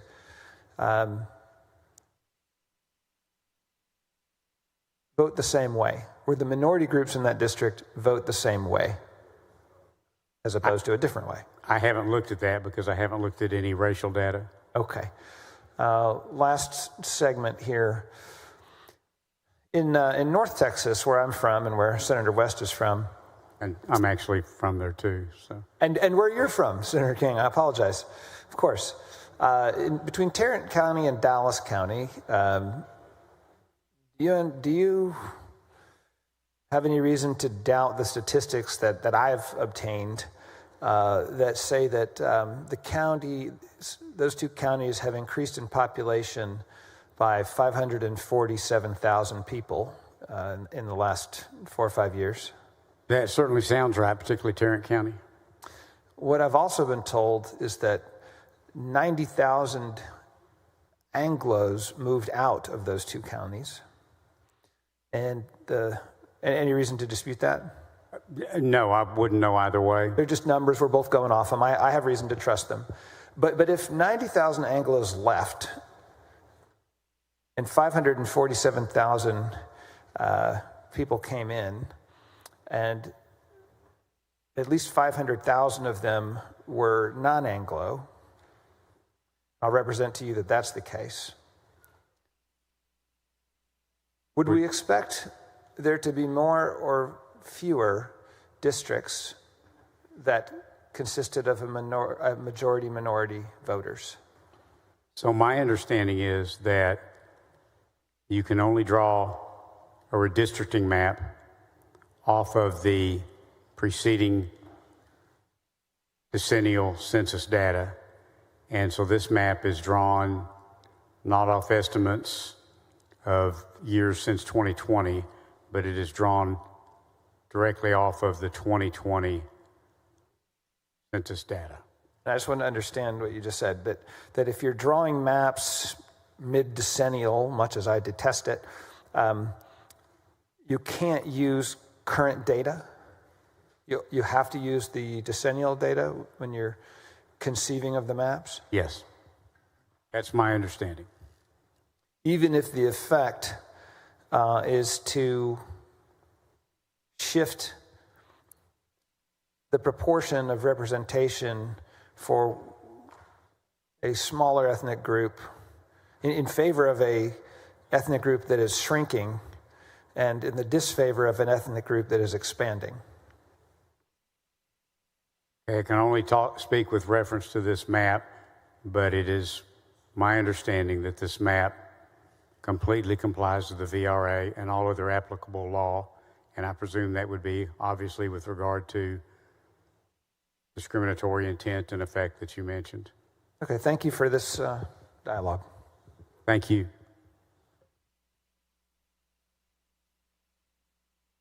Senator Cook, for what purpose? To ask the author some questions. Do you yield, Senator King? Yes. You recognize Senator Cook. Thank you, Mr. President. Thank you, Senator. Okay, you know, this is my first redistricting process, so I hope you'll bear with me on some of these. But I think it's been pretty clearly established, would you agree, that you did not draw the map. Do you know who drew the map? So HB4, as it came out of the House, HB4 that's before us, I don't have any personal knowledge as to who physically drew the map, no. You know who knows who drew the map? I'm assuming it was a product of the House author and their counsel. But you haven't actually had a conversation with him about that, or you have? I haven't talked to him about that. Okay. So you can't name people who gave instructions for crafting boundaries or any lines specifically? No. Okay. So when did you first see this draft map? I guess it was Monday when it was laid out in the House committee, if I have my days right.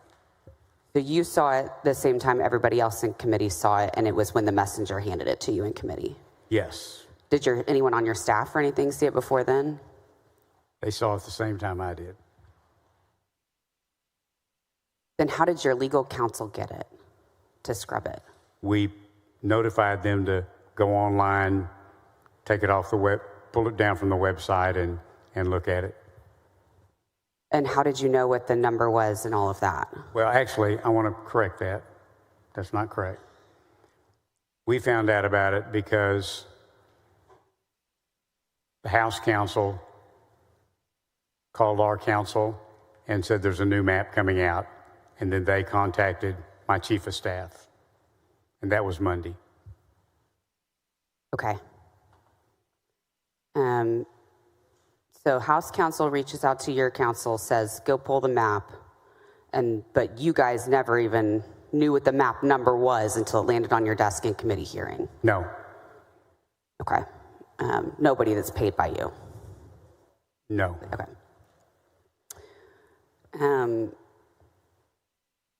It's kind of wild to me, I'll be honest. Didn't know that's how it works. And I think you've said multiple times, like this is, or you're establishing, right, the DOJ letter did not impact you in any way. No, none at all. Okay. And are you aware, had your legal counsel seen the DOJ letter? Yes. Have y'all had any conversations about it or anything that? Yes. Okay.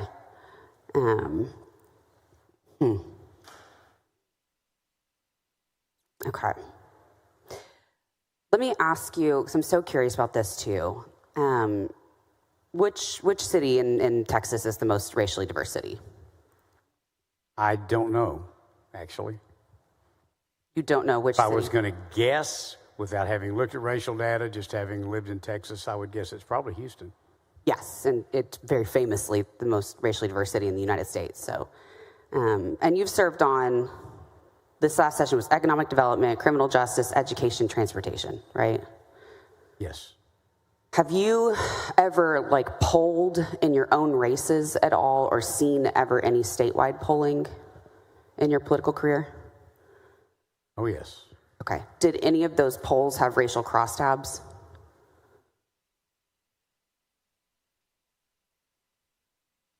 Not that I recall. You paid for polling without racial crosstabs? Well, I'm sure they did, but to be honest, I never really dig into the polling. I usually just go over the conclusions with the pollster. Usually that includes racial data. As a part of your service on the education committee, I'm sure you probably had to process a lot of data about independent school districts and who's on lunch, who's not, racial makeups of those. Is that probably accurate? Well, this is my first time to ever, I guess second time to ever serve on education, but yes, they do talk about poverty levels and who's on school lunch and things of that nature. But most of the funding formula stuff, though, is really, finance is so much involved in that.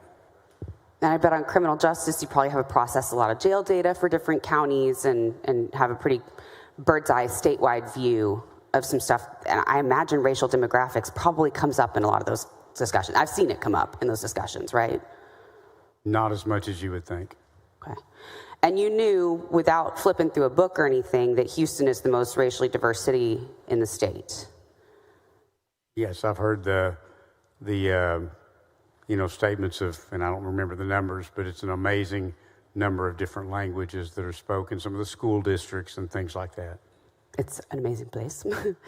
So I guess I'm just trying to understand, maybe you didn't sit down with Red Apple and click on racial demographic data, but is it fair to say, with all of the information and access you have, your view of the state, your tenure as an elected official, that you might have some semblance of some common sense racial data in the state? I have common sense. Yes, I guess I have common sense data but I have not drilled into racial data with regard to redistricting. How many hours of testimony did y'all hear? I tuned in for most of everything, but how many hours of testimony did it come out to for the Senate hearings for redistricting? That's a good question. I can tell you that when we did the South, I actually don't know the number of hours. I can tell you, for example, that when we did South and Central Texas, which also included Bexar County and Travis County, and the RGV, we had 112 people registered to testify, 48 testified. We had 778 click into live stream and view it. I can go through that type of data, but I'd actually have to ask my staff. I can't remember how many hours we were in. Hours and hours, though. Yeah, but it was long hearings, yes. Yeah, we had hundreds of people showing up. Can't get through, like in that day, that hearing, 48, testifying without it taking some time. Did any of those commenters mention any racial data? Were there demographers? Did racial data come up in those hearings? At a couple of the hearings, like NAACP or some of the other interest groups who testified, and some of the congressional members who testified, gave reference to, I wouldn't call it racial data as much as general statements with regarding to communities and of interest and groups of interest. Okay. I just have a really hard time understanding how there's no regard to race at all when we heard hours and hours and hours of testimony, a lot of it focusing on race. You're very aware of some of the racial demographics of the state, even just from a top of your mind kind of place. Well, but so can you really say? You got to understand, if someone stands up, as we've heard testimony today, and someone will refer to a protected district, well, every district is protected by the VRA. And if you had someone testify from maybe Malda for Malk, and obviously they're speaking some of the same that some of the other questions have been today. Are you aware that the Hispanic population has increased X amount in Texas or X amount in South Texas? And yes, obviously we heard things like that, and those are very general statements. But as far as drilling into the racial data to the extent that you would have to draw a map based upon racial criteria, I haven't looked at any of that. And does your office have access to demographers and that sort of thing if you... Well, I know Red Apple has that, but I haven't cranked up Red Apple myself throughout this whole process. And we don't know who did for this. Well, I understand there's another program out there that most people are using now other than Red Apple, but I know there are programs that people have access to that incorporate all types of data, and I guess anybody drawing a map could review that and use that, but I didn't. Okay. Okay, I'm kind of just trying to figure out how this DOJ letter fits in. My district's been highly concerned about it, as you can imagine. Are you aware of any additional DOJ communications to the state of Texas through the governor's office, AG's office, or otherwise regarding the unlawfulness or the claimed unlawfulness of the current congressional map? You know, all I know is that with regard to the DOJ letter, I know that the Attorney General filed a direct response to it with the author of the letter, disagreeing with the findings in the letter. I know that the Attorney General's litigation team in the 3-judge federal panel, I know that they filed a response with the court, and I believe the court issued a response. I think there had been a response filed by the plaintiffs, if I remember, that asked for testimony to be reopened and some things of that nature in response to the letter. The AG's office filed a response to that motion. My understanding is that the court denied the motion to reopen at this time. The governor, I guess, responded. I'm not aware of any direct response by him. It wasn't addressed to the legislature. I really haven't given it any consideration. At the request of the Democrat caucus chair, and we did issue an invitation, and I think Senator Miles and Hinojosa as well, we did offer an invitation to the author of that letter to come and address the committee, but we have not had any response to that letter. And are you aware if the DOJ has threatened any enforcement proceeding or action since the initial letter to Governor Abbott? Not to my knowledge. Do you know who decided that there should be changes made from the committee? I know you kind of talked about this, but I just want to ask it directly. Do you know who decided that there should be changes made from the committee version of this bill? Say that one more time. Or the changes, I guess, to the committee substitute? So do I know, make sure I understand the question correctly. Do I know whose decision it was to make the changes in HB4 that was originally filed in the House committee in this special session, the changes that were made when they laid it out in committee, the main changes being 16, 9, and Navarre County? I don't know whose idea that was. Do you know who, anyone who proposed any changes throughout this process? Do you know anybody who had input? I know we don't know who drew it. You don't know who made those changes. Are you aware of anyone who participated? I don't have in those. I don't know the mechanics of how all that came together.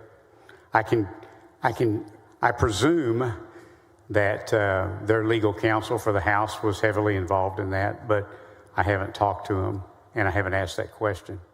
Okay. Have you had any communication with Hunter at all, with Representative Hunter? Not about those changes, no. I don't think we've talked since then.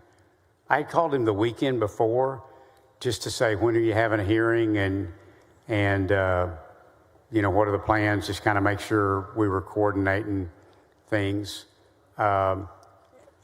And he didn't mention anything in that call about any changes. And I want to say that was the Saturday before the Monday that they laid it out. Mm-hmm. And we have not spoken since then. Okay. And then you just adopted the same map. You did not have any hand in. No, before I agreed to anything, because we had filed the companion as SB4. And before I agreed to pick that up as the modified version, I again asked our lawyers to look it over, and before I even looked at it, and make sure it was in compliance and still performed from a partisan perspective. Right. When did you find out that Hunter was making changes, or that changes were going to happen? I found out Monday. I found out Monday. When the public found out too, in committee? Yes, as far as I know. Okay. Maybe a little bit before it was laid out. I think it was before the committee hearing. I don't remember what time they had the committee hearing, but maybe early afternoon, Monday, something like that. And have you consulted with the Speaker, the Governor, Lieutenant Governor, or AG at any point during these special sessions about the map, the legislative process for considering them, or the characteristics of the maps? Speaker, no. The Governor, no. Lieutenant Governor, yes, about the process. Okay. And just about the process, those were not conversations about the characteristics of the maps at all? Well, we haven't sat down and gone over a map, but he's in his role as the President of the Senate, and my role as a committee chair that he appointed to that position, we've had the same type of reaction that I would characterize as normal and standard between the Lieutenant Governor and any committee chair on issues that are prominent at the time. Okay, and in your opinion, is this typically how this goes? You've been through a few of these, or... Yeah, this seems like a very typical redistricting process to me, yeah. Okay. I was through it in, I guess, first one was 2001, and then 2003, and then another, and then we've had a series of them, both interim and decennial census since then, so this seems pretty normal. Okay, awesome. Thank you for answering my questions. Thank you.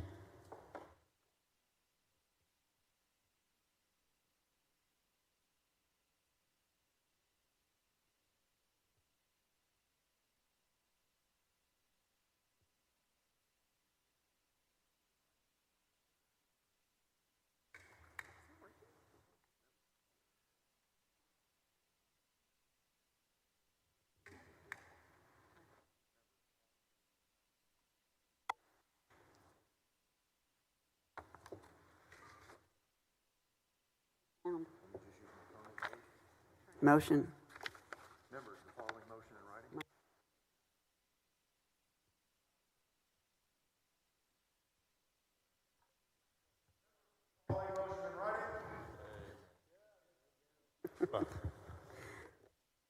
Motion in writing. Mr. President, pursuant to Senate Rule 7.12A, the printing rule, I move that the Senate order HB4 not printed.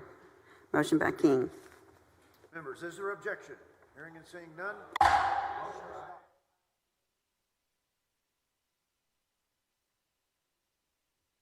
Members, there is objection. Secretary will call the roll.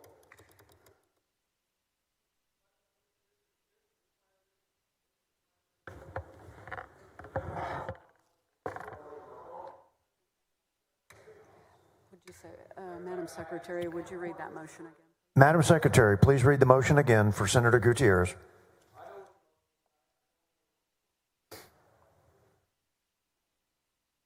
Madam Secretary, read the motion again.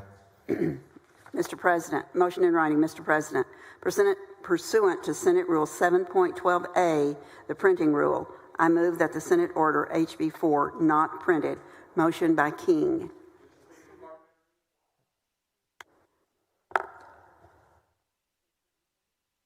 Senator Gutierrez, state your inquiry. I apologize. Mr. President, parliamentary inquiry. Mr. President, how many votes do we need to suspend the rules?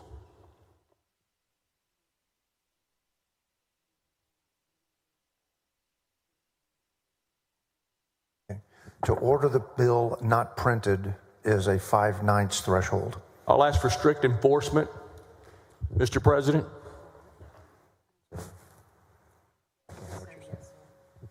Okay, thank you, Senator.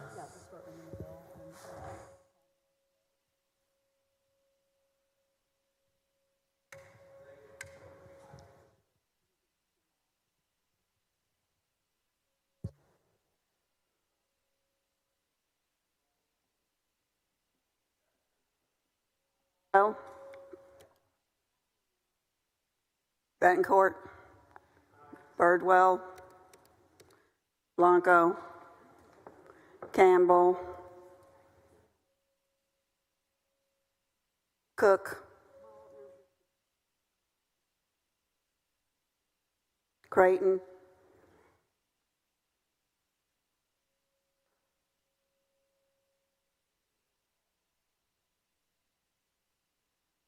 Eckhart, Flores, Gutierrez, Hagenbu, Hall, Hinojosa Nueces, Hinojosa Hidalgo, Huffman, Hughes, Johnson, King, Colcourse, Menendez, Middleton,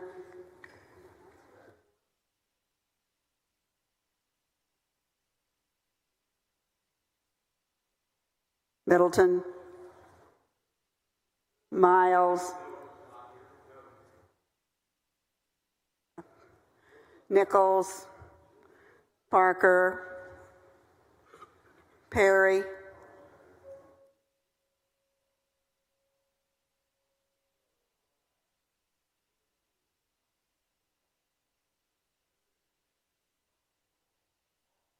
Schwertner, Sparks,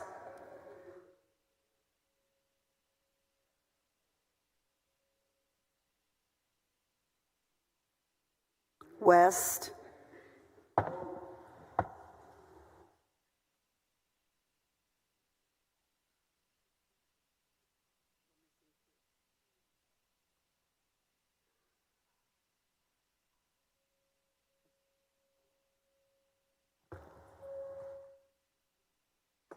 oh, yeah, that's right. We've got Alvarado. Alvarado. Middleton.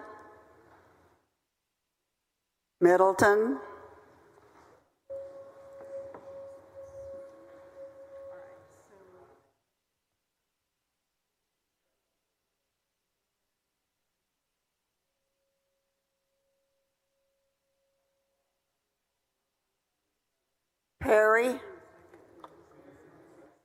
Perry,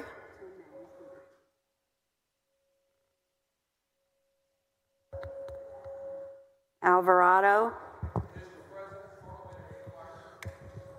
Hold, Senator. Continue the vote, Senator, Secretary. Alvarado,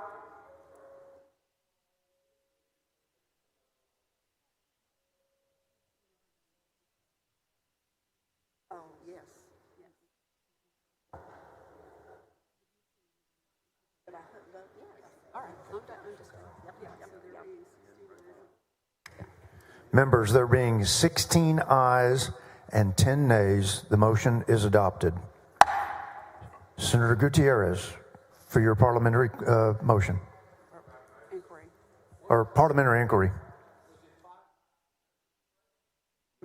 You need to go to the microphone to place it on the record, please. Thank you, Mr. President. Was it 5/9 of members present? That is the standard, and then it passed 16 to 10. Did someone do the fraction on that? I didn't do so well in math. 16.6, and so we had 16.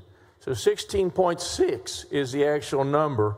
I wonder, do we need 17, Mr. President? 26 members. Well, 16.6 sure as hell isn't 16. There are 26 members voting. 5/9 equals 15. 16 votes were cast in favor. Therefore, it passes the 5/9 threshold.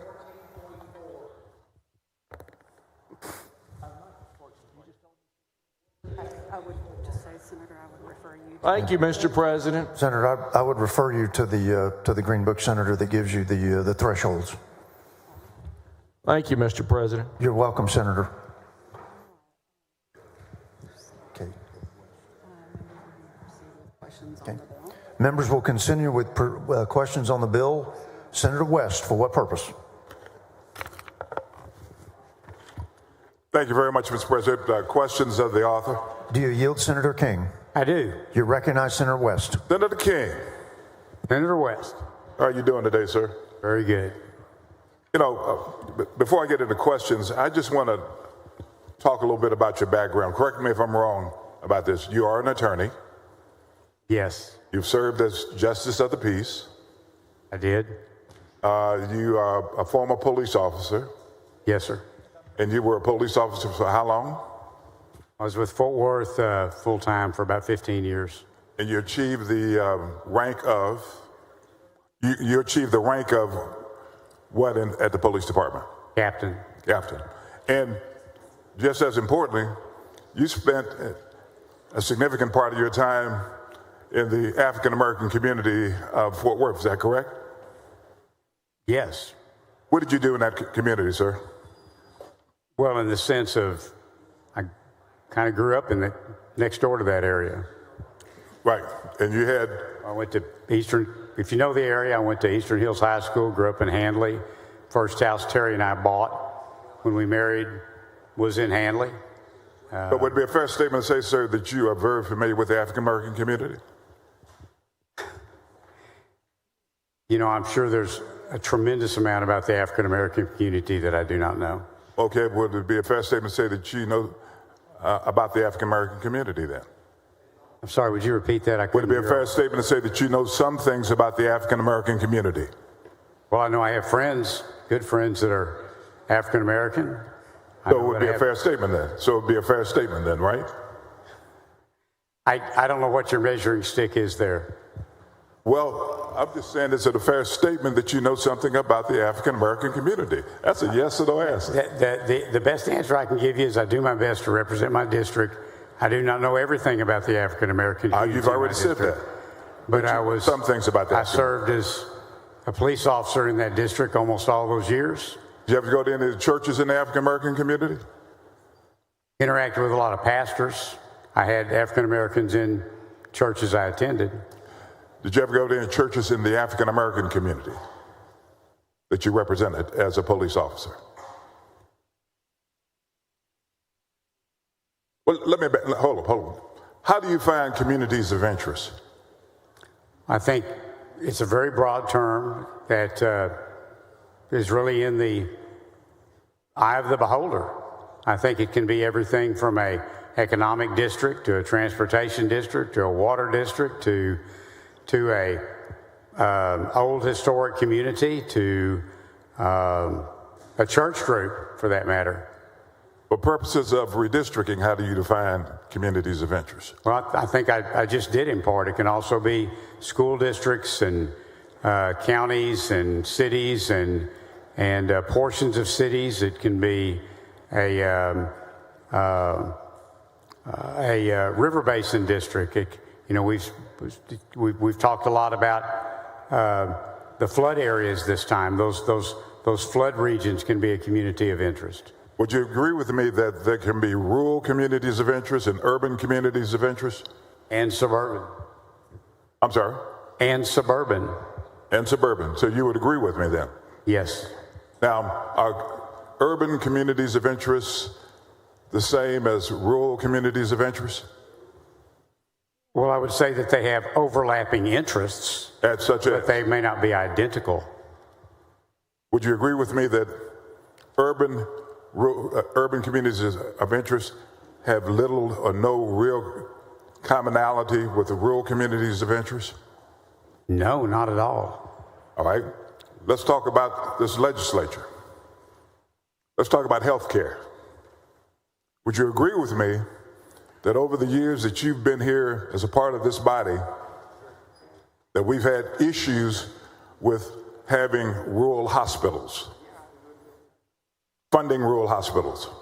Yes, that is a continual concern. And that's a rural issue, is it not? It is one rural issue, yes. Okay, we're going to get down to others too. Okay, but that is a rural interest. It can be in some areas, for sure. I mean, in the state of Texas, it is an issue that we've grappled with here in this legislative body. Correct? It is in some rural areas, yes, absolutely. Okay, so we're talking about healthcare as a community of interest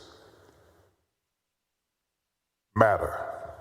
Okay, so as it relates to having hospitals in urban areas, do we have the same issue in terms of funding hospitals or closing of hospitals in rural area, in urban areas that they have in rural areas?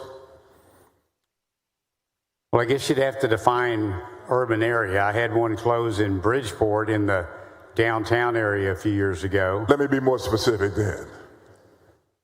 In Congressional District 33, as it's right now composed, do we have any urban hospitals in Congressional District 33? I do not know the answer to that. Do you represent Fort Worth? I represent parts of Fort Worth. Do you represent the Stop 6 area? I do have Stop 6. Do you represent John Peter Smith Hospital? I do. Where's John Peter Smith Hospital located? 1500 South Main. What congressional district?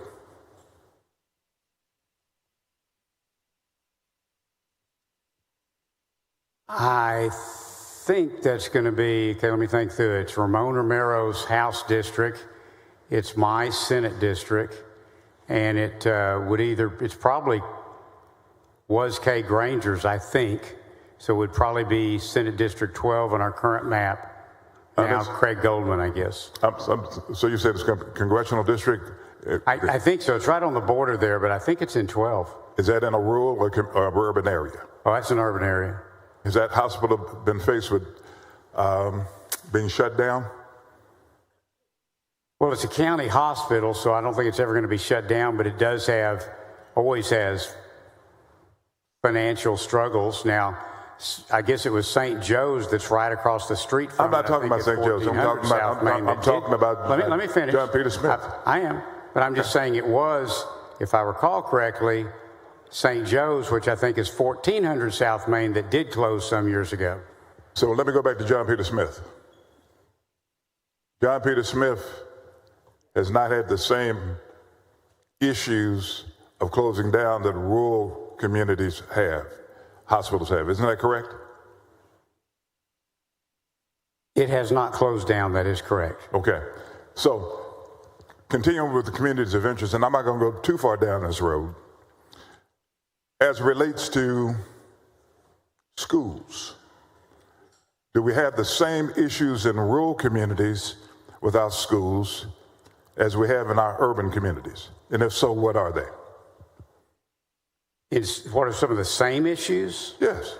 Well, the same issues are making sure that you have a good quality of education, dealing with the curriculums, the funding formulas, the security is a common issue, attracting teachers, retaining staff, training of teachers, disciplinary actions within the schools. Those are all. You hit the nail on the head, okay? Hit the nail on the head, because I wanted to focus specifically on teachers. Now, you've been here several sessions. Has there not been a determination by this body that rural communities were having problems getting teachers in their communities? Has there not been a problem with that? More so, I would say that they've had difficulty paying their teachers at a competitive wage. That's exactly right, and that's why they've been having problems attracting teachers to rural communities. Did we not, as a legislative body, in the Finance Committee, the Education Committee, say that we needed to do something for rural communities in order for them to be able to attract and pay teachers? Did we not make a difference between teachers in urban communities and rural communities? So I don't believe we framed it as rural and urban. We framed it as small districts and large districts. Okay. And the pay incentive differential was based on the size of the district. Okay, then student body population. Let's go down that rabbit trail. Would you agree with me that the smaller districts are, for the most part, in the state of Texas, located in rural communities? Well, a lot of them are, yes, absolutely. That the majority like Crowley and, well, some of the ones in my district are just barely. Yes, as a general rule, that is a correct statement. Thank you very much. So that's a difference between communities, urban communities and rural communities. That's another difference. And I can go on and on down there, but you didn't take into consideration communities of interest and the differences between them in approving this map or getting the committee to approve the map for our consideration, did you? I would say that as a traditional redistricting criteria, that this bill does not violate any legal standards with regard to any criteria that would be, I'm not saying that very well, let me start over. No, you're not. Start over on that one. Let me start over. So I'll go back to what I have taken into consideration for this map is that number one, it be legal. Number two, it perform better politically, and that it enhance compactness. So that's the answer to my question about you taking into consideration communities of interest? If it is, it is. I just want to make sure it's on the record. I think communities of interest, again, are in the eye of the beholder. And I think that you've named a few, but I think that it is only one of many considerations that are used to support a redistricting map. Okay, so the answer to my question is you took into consideration communities of interest? Generally, yes. Generally? Yes, I mean, I think one of the things we've done in this is tried to do what Senator Blanco had asked for and move Fort Bliss, which had traditionally been in CD 16, because it's an economic part of the city of El Paso, more so than San Antonio, and we moved it into its historic community of interest, which is the El Paso area, and we did the same thing in trying to recombine Navarro County, which was split for Senator Hall. So yes, I would say it has been of consideration. And those are the two areas that it was considered. Is that correct? off the top of my head, yes. Let's talk about Congressional District 33 as it currently exists. Who's the congressperson there right now? Hey, just a second, let me get out my... Is that Mark Vesey? Mark Vesey, yes. Okay. How long has Mark Vesey been the congressperson there? Oh, I'd say at least maybe 12, 14 years. Somewhere off in there, I think so. And that's been an African-American performing district, has it not? I haven't looked at the racial data for that district. Okay, but he's been there. Okay, so it could be a coalition district where African-Americans and Latinos have voted for him. It could be a district where African-Americans, Asians, Anglos, and Hispanics voted for him, correct? You wouldn't know because you hadn't taken into consideration race for any purpose in drafting this map. Is that correct? Well, generally, yes, I have not taken racial data into consideration in drawing the map. I do know in District 33, there is a large African-American community. There is a significant Hispanic community. There's a big white community. I mean, I grew up in that community. I know that from that. I served as a police officer there. I was the commander of the police division over there, so I'm familiar with it. But I went to church there for a long time and got my hair cut there until my barber died a few years ago. And I'm well aware. But all that said, you know I'm well aware of that haircut. All that said, I have not looked at racial data with regard to Congressional District 33 or any other districts in the state of Texas. All right, very good. You know who this guy is right here? Yes, I do. Who was that?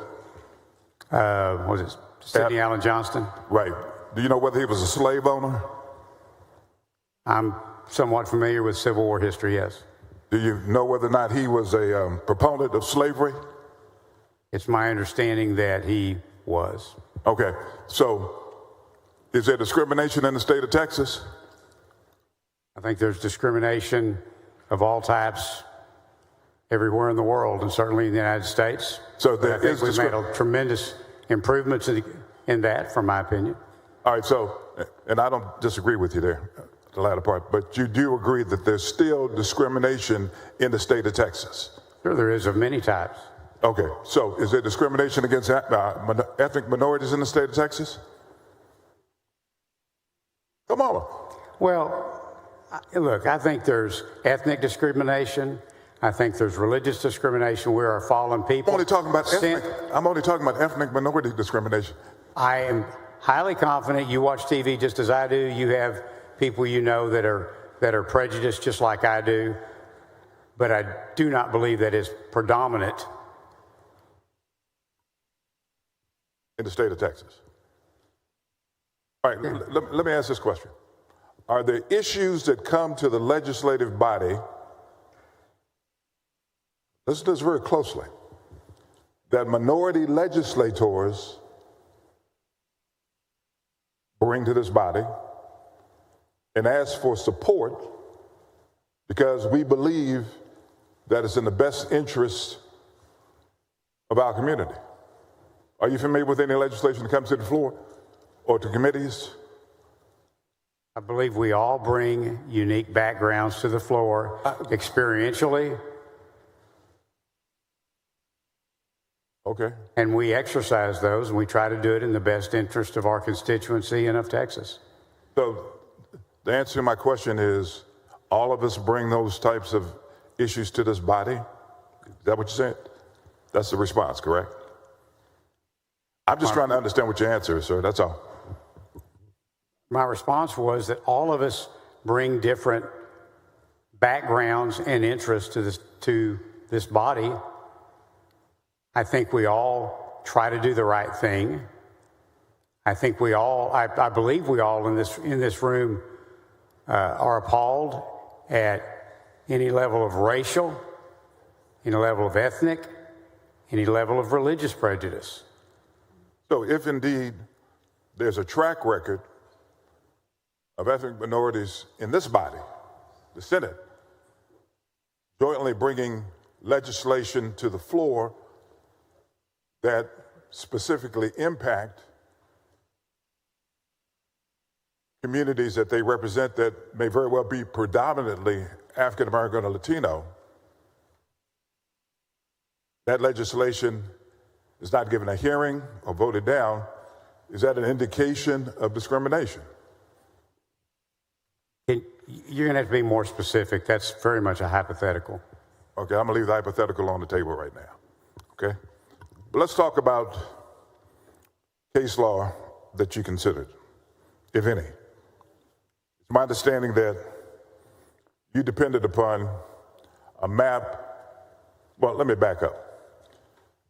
It's my understanding, based on the arguments that have been made or the debate that's been had, is that you looked at legality, you looked at compactness, and what other factor did you look at? I'm sorry, could you repeat that? In terms of bringing this map to the floor, you took into consideration about 3 criteria: legality, compactness, and what else? Partisan performance. All right. Let's talk about that for a little bit. It would be a fair statement to say that the predominant factor that you took into consideration is partisan participation. Would that be fair? That was the dominant factor that you considered in... No, the primary, okay. The top consideration was that the map comply with the VRA and that it be legal in all other applicable regards. And then the secondary goal was to try to make it perform better for Republican congressional candidates. That was the secondary goal. Okay. Now, you're telling the court, because this is going to court, that you made certain that you didn't look at specifically whether or not this was legal. You relied upon map drawers in order to tell you that. Is that correct? No, that's not correct. Well, tell us what you did to make sure it was legal. Can I finish the whole answer? Absolutely. Okay, thank you. You're welcome. Some years back, I had to have some very sophisticated real estate work done. I'm an attorney, but I'm not a real estate attorney. So I went and hired, and unfortunately paid him a lot of money, to a very good real estate attorney. I probably should have gone to you, but I went to a very good real estate attorney. I am not a redistricting attorney, but my number one objective was to make sure that we passed a map that was legal. So we did a nationwide search and tried to find a firm that had substantial redistricting experience. We did, Baker Hostetler. They have decades of experience in it, great references. And after interviewing them, along with other firms, I hired them because I believed it was a firm in which I could have confidence that if they studied this, they did the proper analysis, that they could bring a conclusion to me of whether or not any map I was considering met legal standards, legal requirements. I have asked them to scrub HB4, that's before us today, and they have told me that in their opinion, in which I have a complete confidence, that it meets all legal requirements. And that's what I'm basing my conclusion on, that this is a legal map. So you're basing it on a legal opinion, correct? Yes. Okay. Have you had legal opinions? Because I'm not qualified to make an opinion. Can I finish? Thank you. And you would agree with me that all legal opinions aren't correct. You would agree with that, would you not? Yes, there are legal opinions made that are not correct. All right, thank you. Now, what's circumstantial evidence? What does that mean? You know, I'm sorry, Senator, I'm just not going to get into a debate with you on legal terms and definitions. Okay, fine. But you know what circumstantial evidence is? Yes. Okay, now, isn't it strange that the Department of Justice letter addressed to the governor, the attorney general. It was on July the 7th, 2025.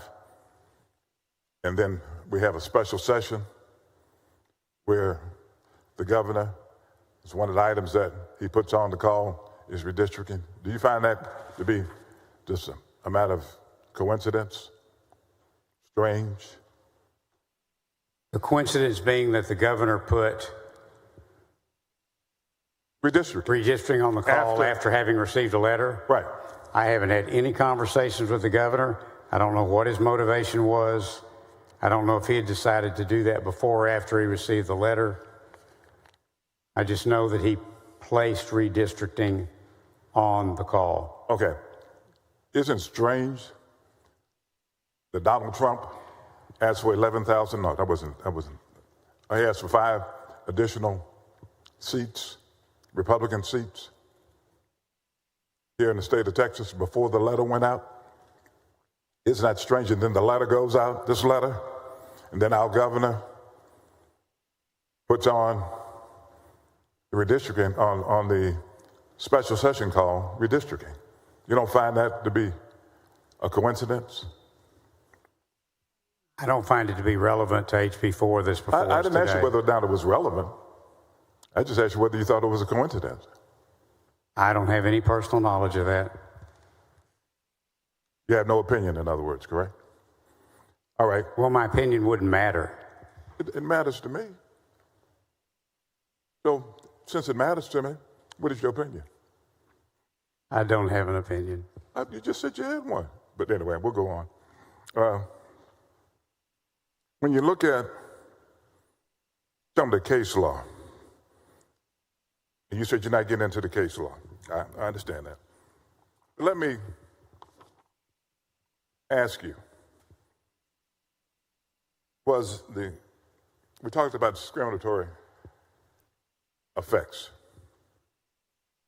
Tell us whether or not there was any analysis by the top-notch lawyers as it relates to discriminatory effects of this particular map. My instructions to them were that they be exceptionally thorough in scrubbing this map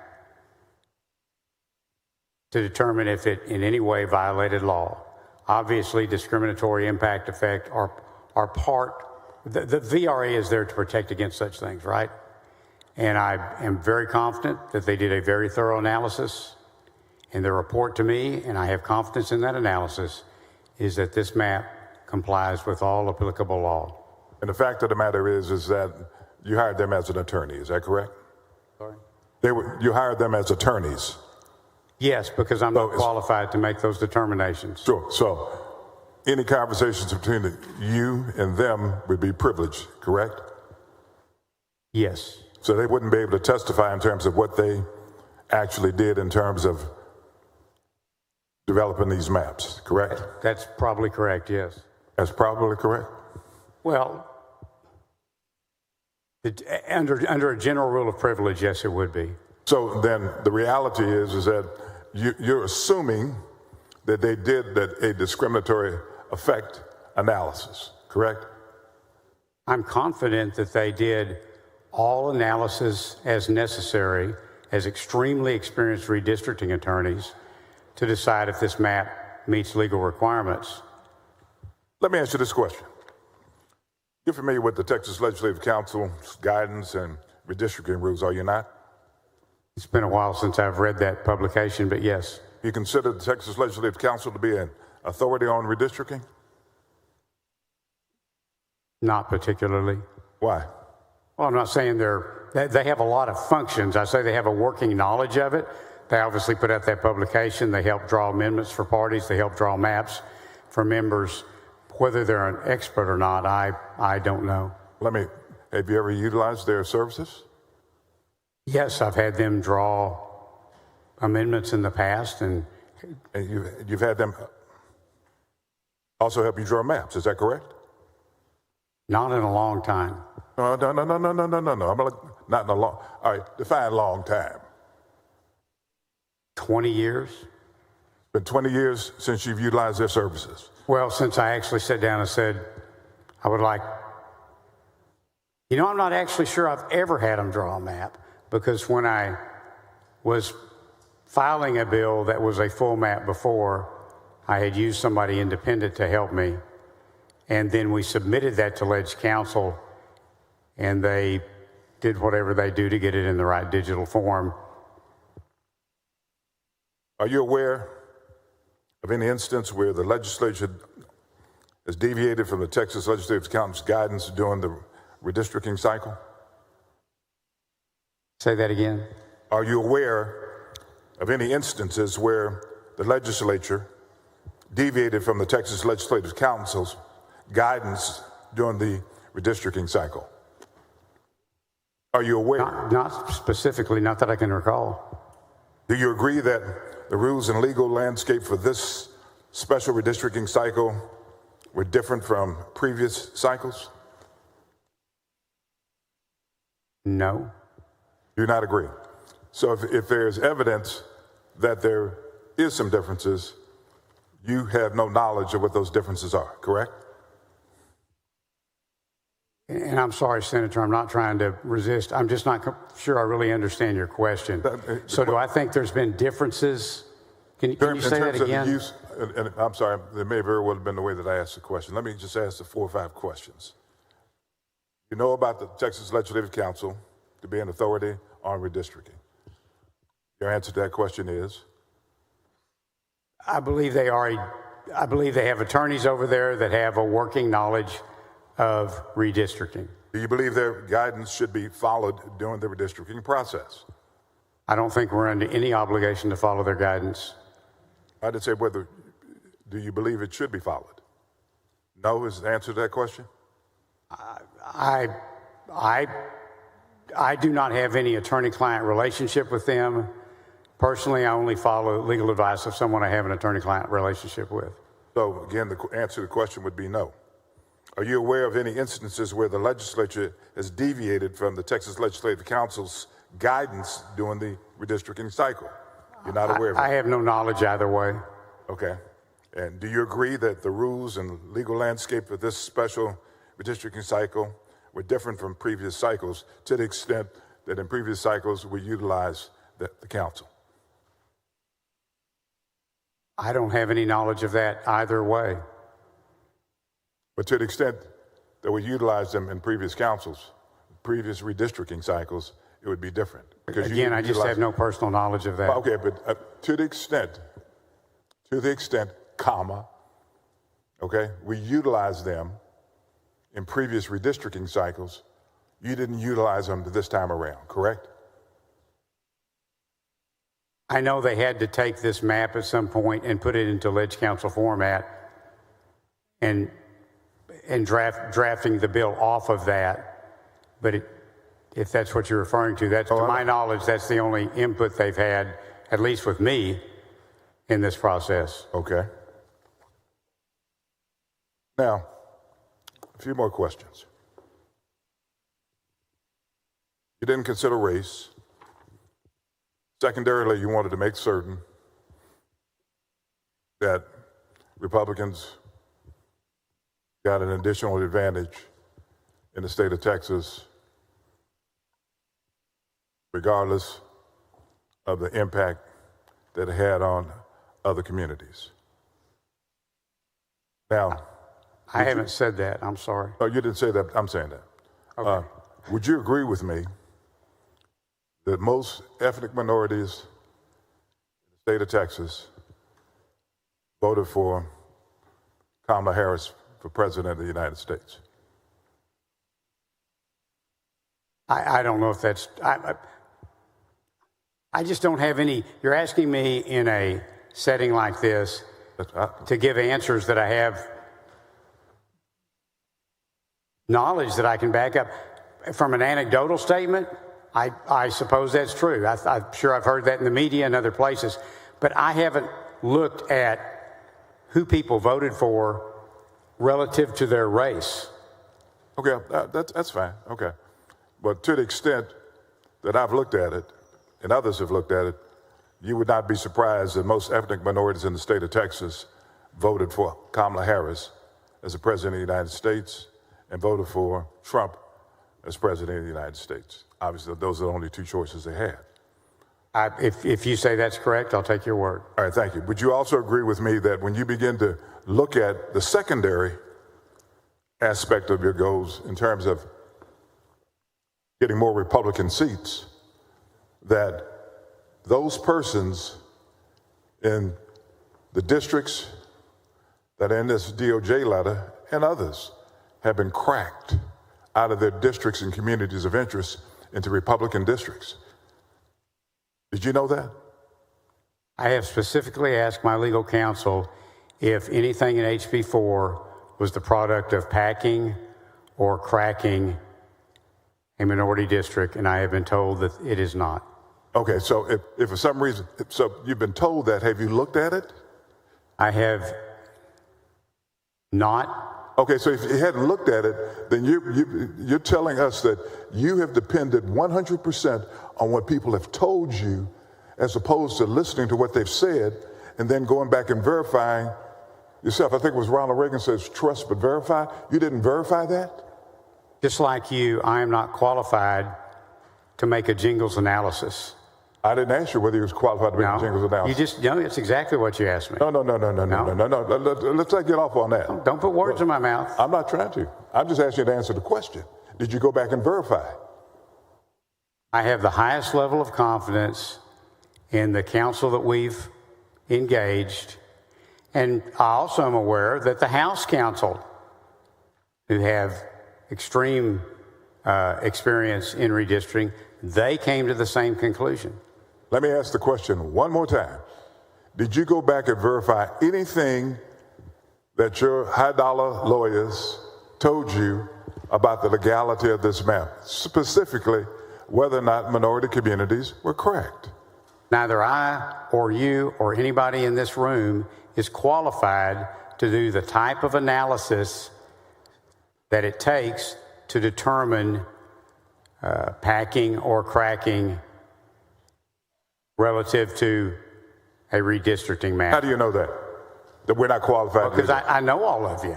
Nothing personal, but I mean, it takes a lot of experience, a statistical and legal background in that, and unless I'm wrong, none of us have that. So, and how many redistricting chairmanships, both the House and the Senate, have you occupied? One in the House and one in the Senate. How many redistricting committees have you been on in both the House and the Senate? Well, I guess, I don't know, 2 or 3 times in the House. 2 or 3 times? Yeah, I kept getting busted when we'd have different speakers, but so I guess 2 times in the House and then this turn in the Senate. So you have working knowledge of the concepts of redistricting? The concepts, yes. But you have no working knowledge of how the concepts actually should be applied? I don't have the expertise to do a jingles and similar type analysis. Let me go back. So you have no expertise and you did not do any analysis on packing and cracking, correct? You depended upon the opinion that you received or opinions that you received, correct? I relied upon the expert opinion of my counsel. So therefore, if their opinion is wrong, then as it relates to cracking and packing, this map should fail, should it not? If their opinion was wrong, I know there's going to be lawsuits filed, they're already being filed, then that's a process that they're going to go through in court to determine. But I have the highest confidence level that this map is legal. I don't know what else to say about it. I've asked and answered this so many times. Oh, okay. Well, you go several more times. Okay. Because again, this is going to be the same answer. You know, that's fine, and it can be. I don't have a problem with that. But just like you have a right to sit up here and defend your map, I got a right to ask you questions about it because it impacts my community. fact is, I asked you about this man right here, a slave owner. Since the Civil War, African Americans have been able to work with different persons in the legislative body to get, and the courts, in order to get 4 African American representatives in Congress. What your map does is it reduces it to 2. That's what it does. I call that retrogression. That's what it does. And then when you begin to look at communities that have been discussed by Senator Zaffarini, Senator Hinojosa, and others, we say we have developed other Latino districts, which is a force. Because just as you said, that's kind of based on CVAP. That's what you said. And that is the least liable numbers to rely upon. So you put Hispanics in a position where a Republican can run in that particular district and win. You take away 2 African American districts, one in Houston and one in your county, Dallas County. And you take, your consultants, take away population in Congressional 33 and put it in rural communities where they have no common interests at all. And for some reason, you can't see that. I thought specifically you'd see it in Tarrant County. There's no way in the world that people, hopefully one day it will be, there's no way in the world that people in 33, and I'm not in Tarrant County, a little bit, but not a lot. But when you look at 33,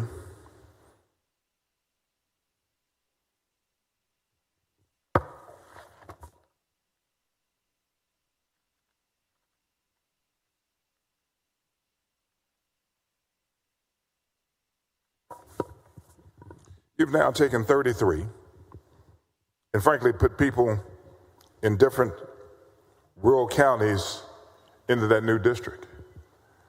And you're telling us that you didn't even look at it. You relied upon your consultants to tell you it was just okay. My friend, it's not just okay. Because again, African Americans finally got 4 congressional seats of people in Congress that vote on issues that's important to them and the state of Texas.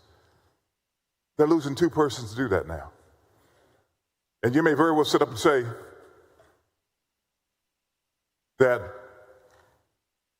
if this map stands, the new congresspersons whose districts they'll be in, representing less than 10% of their interests, will make certain that their issues as a community of interest are taken care of. But when you do an analysis of potential congresspersons that would represent them and look at their voting record, you'll see that that is not the case.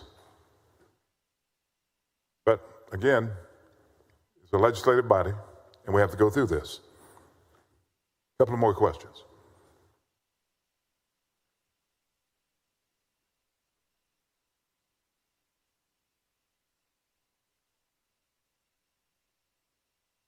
Voting blocks.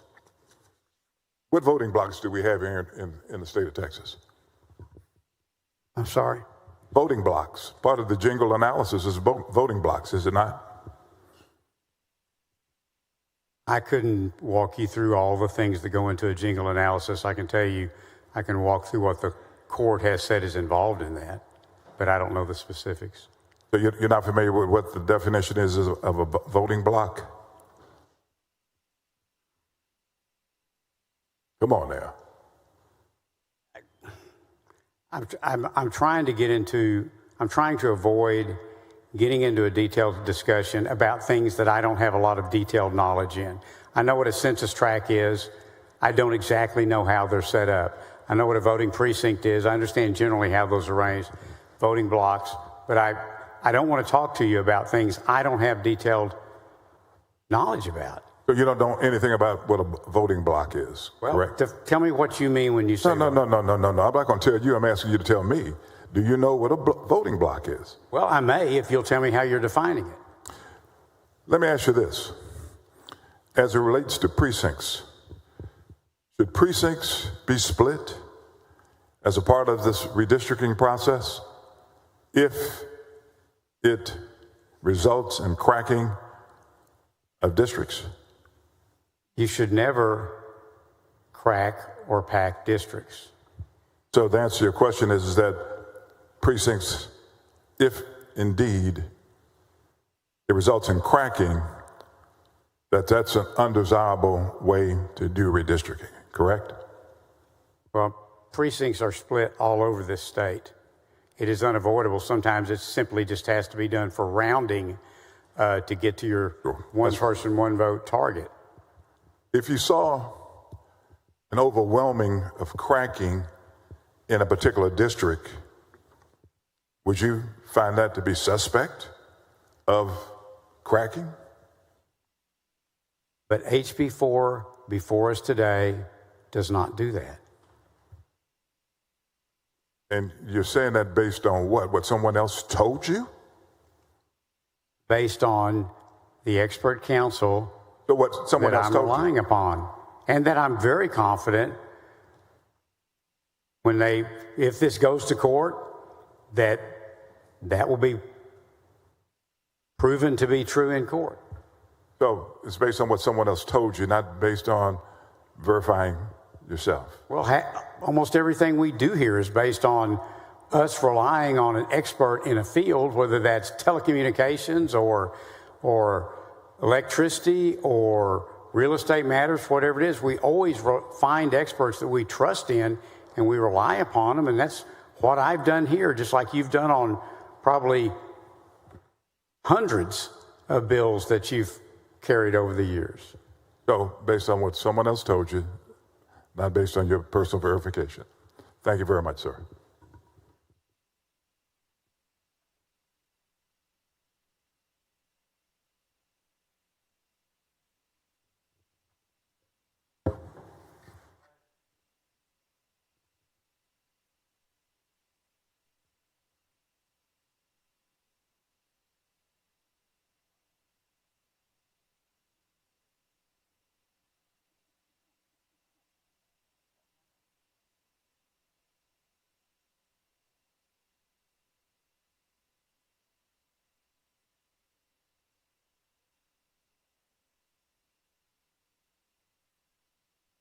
Senator Miles, for what purpose? Questions to the author? Do you yield, Senator King? Of course. You recognize Senator Miles. Thank you. Senator King, let me share this with you before I get started. I can't tell you how extremely poetically and politically painful it is to see you standing there in front of Barbara Jordan while we discuss Senate Bill 4 or House Bill 4. Senator King, I disagree with the first thing that you said when you got on the floor this morning, that this is not a courtroom. Because it is a courtroom. It's the people's courtroom. It's where they send us to pass policy, make laws, to protect the citizens of Texas. As my colleagues always say, this is Texas, and we're here to protect Texans. Unless for the last 27 years, it was black Texans or Hispanic Texans trying to vote. Senator King, you and I have been doing this now for almost a month. I don't think I have to explain where I stand, and I don't think I have to ask you where you stand, Senator King. This is it. there's no more committee hearings. It's just you and I out in the open, on the open floor, letting it all out for the people of Texas and the nation to see and hear. But I do have some questions that I don't think were adequately answered in committees, plus a few more that I think will shed some light on the whole rigged districting situation. So I would appreciate it if you would bear with me, Senator King. Senator King, are you aware that Harris County has the largest black population of any county in America? You have told me that, yes. Well, let me give you some more information. According to the 2020 census data, which you claim was used for these maps, Harris County has a black population of 900,000. That population by itself is larger than the population of Wyoming, Vermont, Alaska, and North Dakota. Fort Bend, which is part of Harris County, which is right outside Harris County, but part of what we call Houston-Harris County, Fort Bend, has a black population of 170,000. Together, the black population with Harris by itself is larger than the population of 6 states in this country, colleagues. 6 states in this country. Seeing that this is the largest population, how does your plan affect the black communities of Harris County and Fort Bend County, Senator King? Well, as I've said before, I did not take racial data into consideration with regard to this map. I can tell you that the greater Houston area will perform with regard to CD9 better politically for a Republican candidate. I do not know who's going to run for office in any of the districts, and I can't project whether they would win or lose. And I'm glad you mentioned CD9.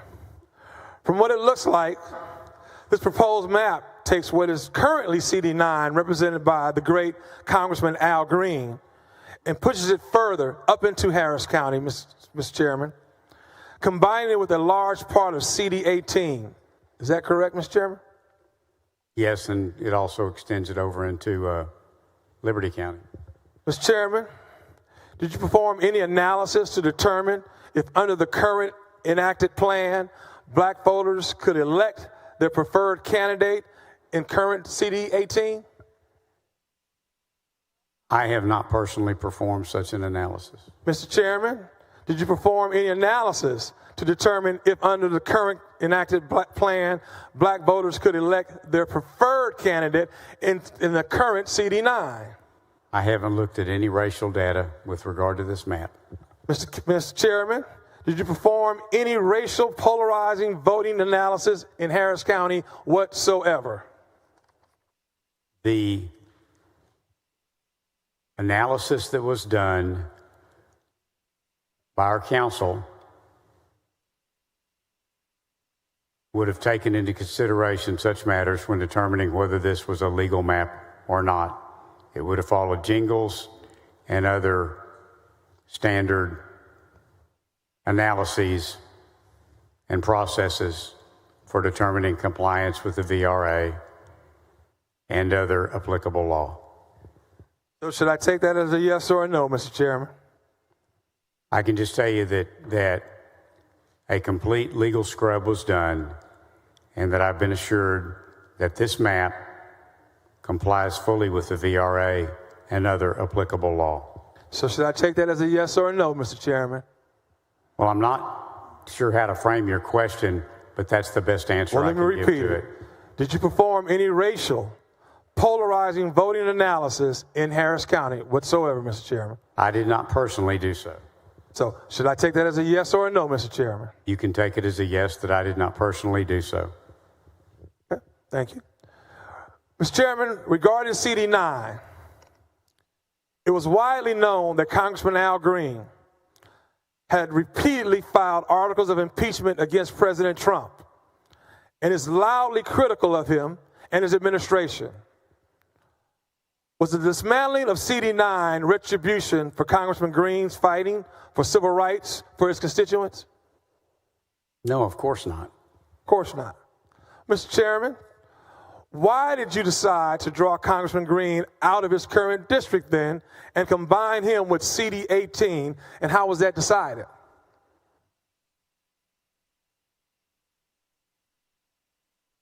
I actually don't know how the final decision was made in that. I had made the decision to wait and see what the House produced. When they produced HB 4 in its prior and current form, I reviewed it. It met with the goals that I had set for legislation. And I was also assured that it was legal in all regard. And so, but as to how the initial decision was actually made to configure Harris County the way it is today, I wasn't a part of those discussions. So the fact that Congressman Green had filed impeachment against President Trump multiple times and was very critical and vocal about his administration had nothing to do with Congressman Green's district being drawn out. Is that what you're telling me today? I have never heard anyone say that it did, and it certainly did not with me. Thank you. Mr. Chairman, we have talked about the big picture, you and I, for long enough. Let's focus specifically on CD 9 and 18, both of which are in my district in Harris County and Senate District 13. What was your primary reason for reforming CD 18?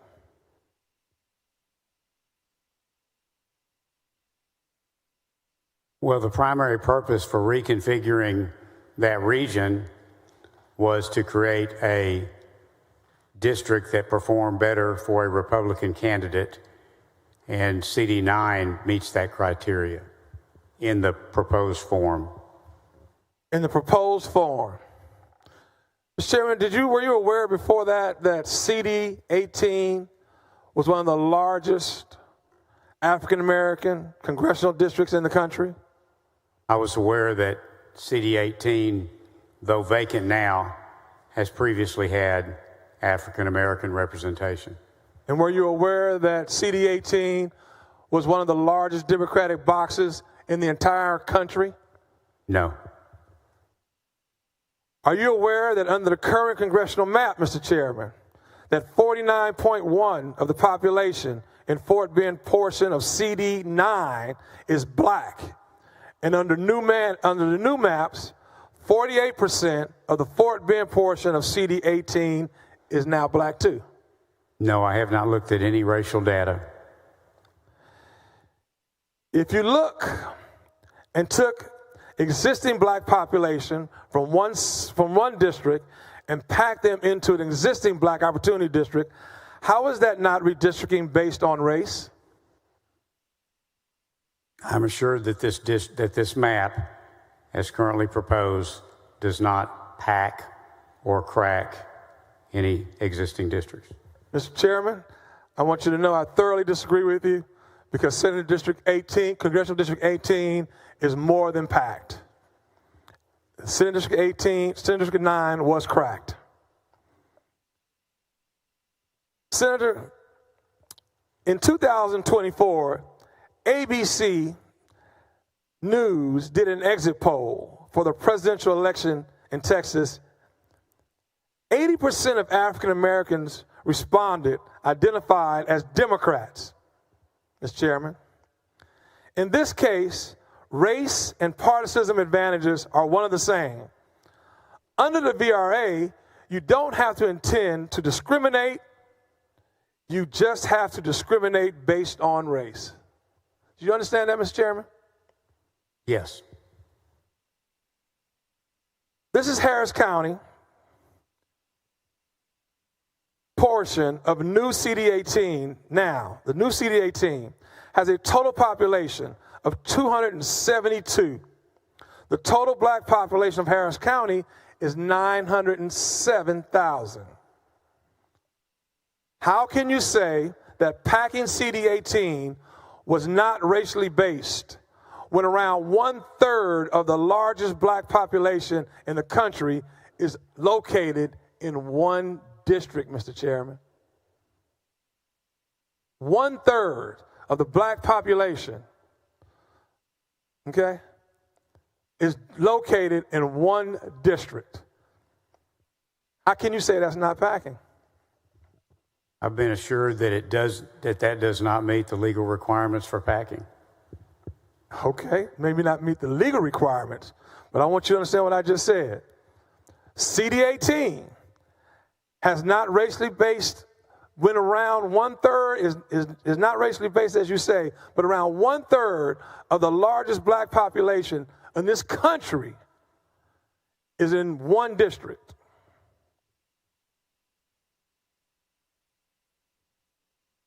Just want you to know. As of the 2020 census, there were 3.5 million black people in all of Texas. There are 343,000 black people in the new CD18. That means almost 10% of the whole black population resides in 18. Mr. Chairman, do you believe that it's partisanship to place almost 10% of Texas' entire black population in one district? Do I believe that it's partisan? Do you think it's partisan? Yes, sir.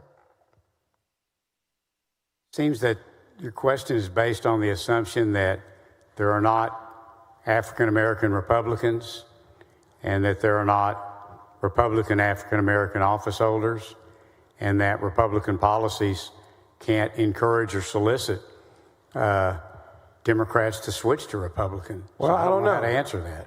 How many Republicans are on this floor?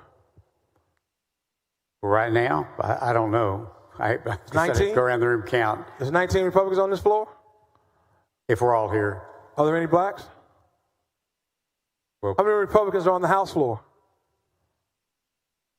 Roughly. 80? How many black Republicans on the House floor? 2? That's facts. Mr. President, Mr. Chairman, why was Anglo vape decreased by 4.7% while black percentages increased in CD18? I'm sorry, I haven't looked at the racial data, so I can't comment on that. Okay. Then why was Hispanic VPA decreased by 7.6 while the black percentage increased in CD18?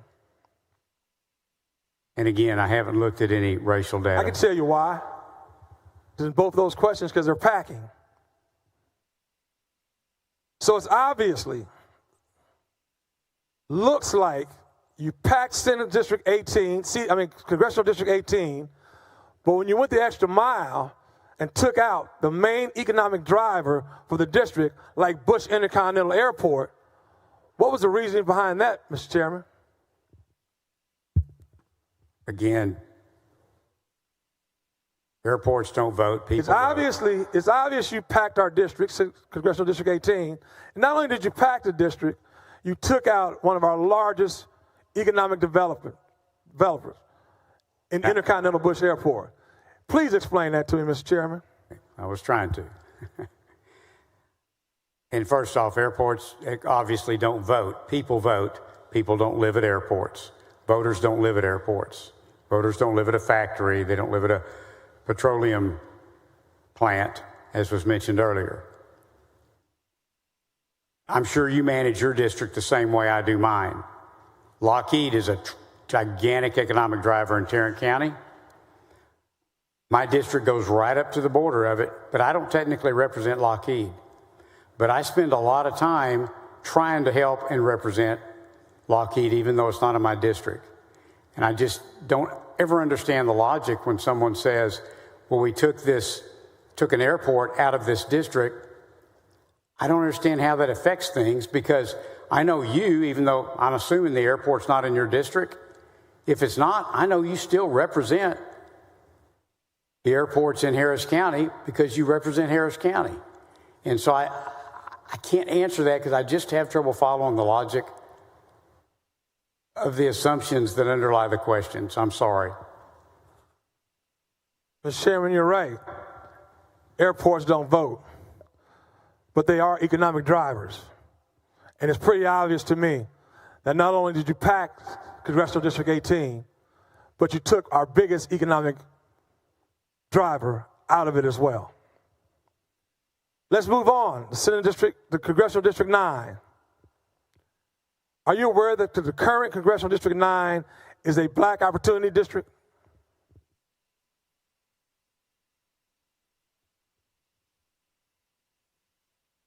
Mr. Chairman, a simple question. Were you aware that our current Congressional District 9 was a black opportunity district? Yes or no? I have not looked at any racial data. So I can take that as a no? No, you can take it as a statement that I have not looked at any racial data. So you didn't know? I don't know the answer to the question. Sounds like you're saying you didn't know that it was. Mr. Chairman, are you also aware that the newly created Congressional District 9 drops off black vape by 28.4%? I haven't looked at any voting age population data. CVAP, if that's what you were referring to. Mr. Chairman, why did you decide to dismantle an existing black opportunity district? I did not. You did not? Because you didn't know it was? Or you just did not? Because you did. Not. You dismantled, Mr. Chairman, this bill, this map, dismantles an existing black opportunity district. For the record. I can't answer a question like that unless I have examined racial data, and I have repeatedly said that I have not. So you don't believe what I'm saying to you, Mr. Chairman? No, what I'm saying is I don't know the answer to it. Okay. Because I haven't examined racial data, because I thought that was an inappropriate way to draw this redistricting map. That is, well, and let me assure you, Mr. draw, Chairman. I did not draw, but it's an inappropriate way to approach the redistricting process. Let me assure you of three things. CD9 is a black opportunity district. CD9's black vape dropped by 28%. And CD9 in this new map will be dismantled. The black opportunity district will be dismantled, Mr. Chairman. Let me assure you of that. Finally, I want to end talking about public participation. Throughout this whole process, Chairman, you have stressed public participation. Every time I wanted more people to testify in committee, you pointed out to the email submission portal. Let's take a look at the numbers out of that email submission portal that you kept speaking of. Chairman King, are you aware that we received emails into our portal submission system? I'm sure you are because you talked about it quite a bit. Yes. I had my team look up the samples of how many. The samples of how many went into the portal were 3,800 submissions, emails. Would you kind of confirm that number about, is that about the same number you're thinking of? Sounds about right. Sounds about right. Mr. Chairman, out of that 3,800 into that portal, do you have any idea how many were in support of this redistricting map? I haven't run the numbers. I can tell you anecdotally most were opposed. How many?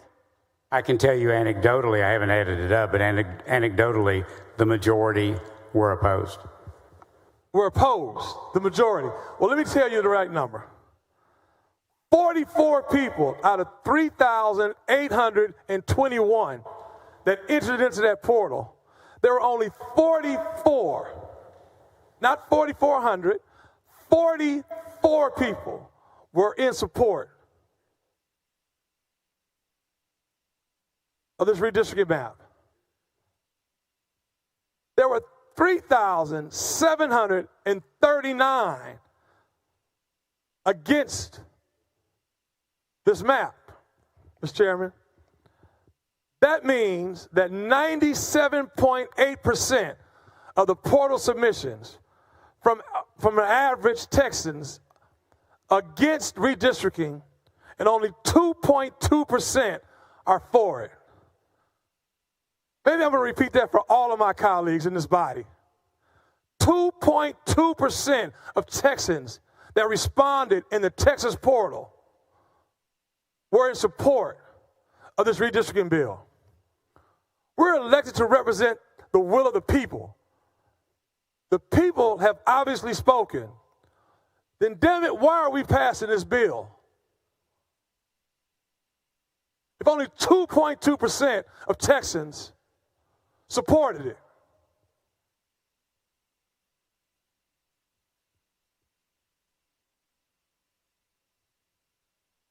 I'm almost done, Mr. Chairman. I didn't know if you wanted me to respond to that or. Oh, please do.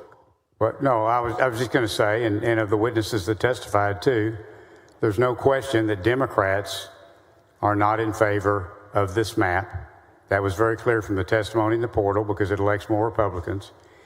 It was also very clear from the testimony that a lot of people want us to create maps that reflect specific percentages of all ethnic groups in the state, and that's illegal. We can't do that.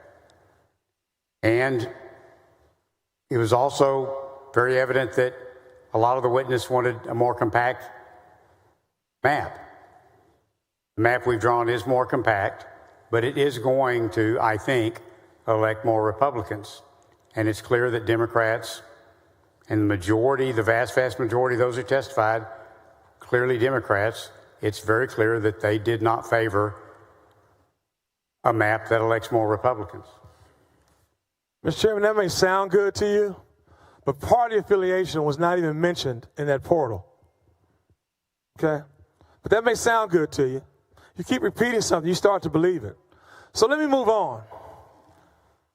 Harmon Dillon. Let's start at the beginning. We can both agree that the call of the first special session had an agenda item that stated legislation that provides a revised congressional redistricting plan in light of constitutional concerns raised by the U.S. Department of Justice. Is that correct, Mr. Chairman? That is, I don't have the call in front of me, but that sounds like an accurate restatement of the call. If you can allow, if I can ask you to trust me, that's what it said. The Department of Justice reference letter was written by a Department of Justice Civil Rights Division of the Texas governor. Is that correct? Say that again, I'm sorry. The letter was written to the governor's office. Is that correct? From the Department of Justice. It was addressed to the governor's office and the Attorney General. And the Attorney General. Is that correct? Yes, Attorney General and the governor. Can we also agree that the letter specifically targeted 4 majority-minority districts? We've both seen that letter. It targeted 4 districts. Okay. Would you believe me if I told you those 4 districts were majority-minority? We've had that conversation, Mr. Chairman. I don't have knowledge of that. Let me assure you, it was 4. I know there were 4. There were 4 3 of them districts. which were in my district partially or whole, and the other one in Dallas. Am I mistaken? And the other one in Dallas. All 4 of them were majority-minority districts, Mr. Chairman. I assure you of that. Okay? Could you go with me on that? Yes, I'm sorry. I just don't have the letter in front of me. All right.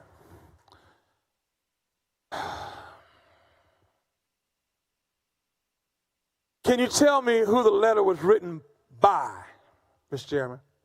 One of the the director of the Civil Rights Division of the U.S. Department of Justice. Can you recall her name, Mr. Chairman? Last name was Hermide. Her what? Hermide.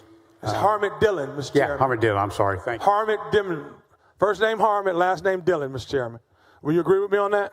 Yes. Do you know anything about Harmon Dillon, Mr. Chairman? No, not really. Not really? Mr. Chairman, would it surprise you if I tell you that Harmon Dillon strongly oppose the John R. Lewis Voting Rights Advance Act, which will restore Voting Rights Acts to its full power, and that she penned an op-ed for Fox News, Mr. Chairman, in which she called the bill a power grab. And if you allow me to quote her, Mr. Chairman, I'll come right back with a question for you. Her quote, "All Americans, particularly Republicans in Congress, need to recognize H.R. 4 for the unnecessary power grab it truly is, and not be fooled by false propaganda about voting rights." That's what she wrote about the Voting Rights Act, Advance Act, from John Lewis. Mr. Chairman, so the letter is written and the committee is convened. The first question that we asked you in committee is this redistricting bill based on a letter from the DOJ. You remember that? I remember you asking me that question. You remember what your answer was? Whatever it was, it'd be the same one I would give right now. You know what it was? Give it. Do you recall what it was? Good answer. But do you recall what it was? I can tell you I have given no heed or consideration to that letter. letter. Resounding no. I'm sorry? Your answer from the very first day was a resounding no, Mr. Chairman. A resounding no. But you know what? It didn't stop there. Many times you were asked at various times that same question in committee hearings. And the answer almost every hearing was no. Know that I have not given consideration to that letter in the redistricting process, yes. Okay, thank you for agreeing with me on that. Thanks for being honest with me on that, Mr. Chairman. What were your primary objectives during the redistricting process as chairman of the committee? What were you trying to accomplish? There's two questions, I'm sorry. What was your primary, purpose? Primary goal was to make sure that we produced a legal map. Right. And what were you trying to accomplish? The secondary objective, the secondary goal would have been to create a map that would perform better on a partisan basis for Republican congressional candidates. And not one time, that Mrs. Dillon's comments, concerns, or letter from the DOJ to the governor or to the attorney general was considered. As she wrote, all Americans, particularly Republicans in Congress, need to recognize H.R. 4 for the unnecessary power grab it truly is, and not be fooled by false propaganda voting rights. None of that came into place, not one time throughout the entire committee process. Is that right, Mr. Chairman? Is that what you want us to believe? Well, back it up a little bit. When you're talking about H.R. 4, what are you referring to? H.R. 4 is was the House congressional bill. I'm not familiar with it. Okay. But not one time did you want us to believe it had anything to do. One time. No, I don't know what she's. Even though all this was out here, not one time did you want us to believe that the letter coming from the DOJ to the governor, to the attorney general, none of it had to do with. I'll be honest with you. I'd never even heard her name before I read it in the letter. Okay, let me try one more time then. Let's see about this. On August 6th, Harmon Dillon appeared on Just the News, No Noise. It was a TV show. Just the News, just the facts, no news. No, what was it called? Let's get it right. Just the News, No Noise. Where, on that program, Ms. Dillon stated, while discussing Texas redistricting, that we wrote to Texas telling them that though the law had been struck down a couple of years ago, their districts are now in compliance with the federal voting right. Are not in compliance, let me repeat that, are not in compliance with federal voting right laws. So they need to take action to fix them. This is what triggered the Texas legislature to the governor to call a legislative special session to put new maps together. She admits on a show why she sent this to the state of Texas, to the governor, and to the attorney general. You weren't aware of that, were you, sir? No, I didn't see that interview. So throughout this whole committee process, you have stated that the DOJ had no bearing on this redistricting, correct? It has had no bearing on on me personally, no, none whatsoever. Okay. But recently, you and Chairman Hunter have pivoted to stating that it's all about partisan advantage. Is that correct, Mr. Chairman? It's all about partisan advantage now, right? I have said that my objective in this map was to create a map to perform better for Republican congressional candidates. Partisan advantage. We agree? It would perform better. I like the words perform better for Republican partisan advantage. Yet here we have Harmony Dillon, who already has an open problem with minority voting, who wrote a letter targeting majority-minority districts, taking credit for the redistricting process. She did it for our redistricting process, Mr. Chairman, Senator, right here in Texas. Senator, I'm sorry, I couldn't pick her out of a lineup. I haven't met her, I haven't talked to her. I understand. I never saw her name before I saw the letter. I understand. I've disregarded the letter because it wouldn't address the legislature. I understand. I don't know what else to say about it. I understand. And I'm closing. Her explanation regarding the need for redistricting is literally based on race. I'm going to repeat that. Her explanation regarding the need for redistricting in Texas is literally based on race. Further, those very districts were either redrawn or completely dismantled. Your explanation is based on partisan advantage. Somebody's not telling the truth. I'm not going to say who it is. I don't know who it is, but it's obvious somebody's not telling the truth. Are you also aware that the agenda items related to redistricting in the proclamation for the second call, Mr. Chairman, the second special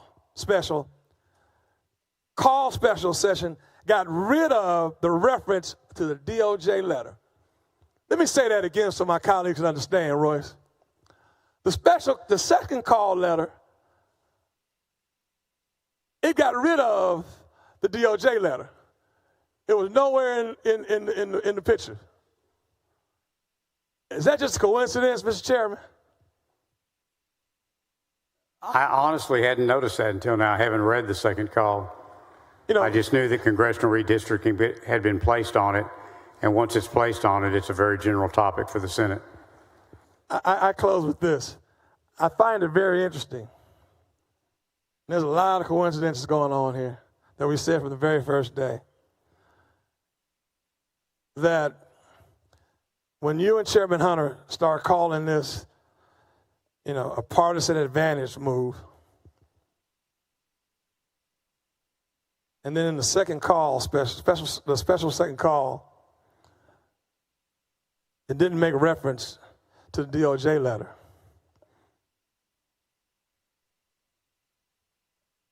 And nobody has answers. Something's not adding up.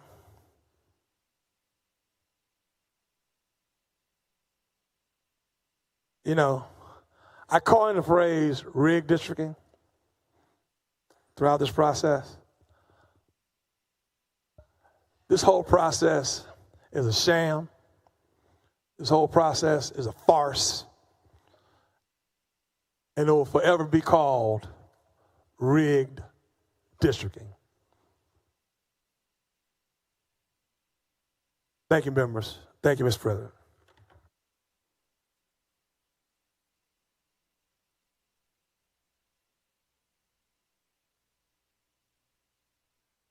Members, we're going to get a motion here for a moment. Our staff up here you all can step off the floor and eat. They can't. So we're going to take a little break here for them to have lunch. We're going to get the motion here for a moment.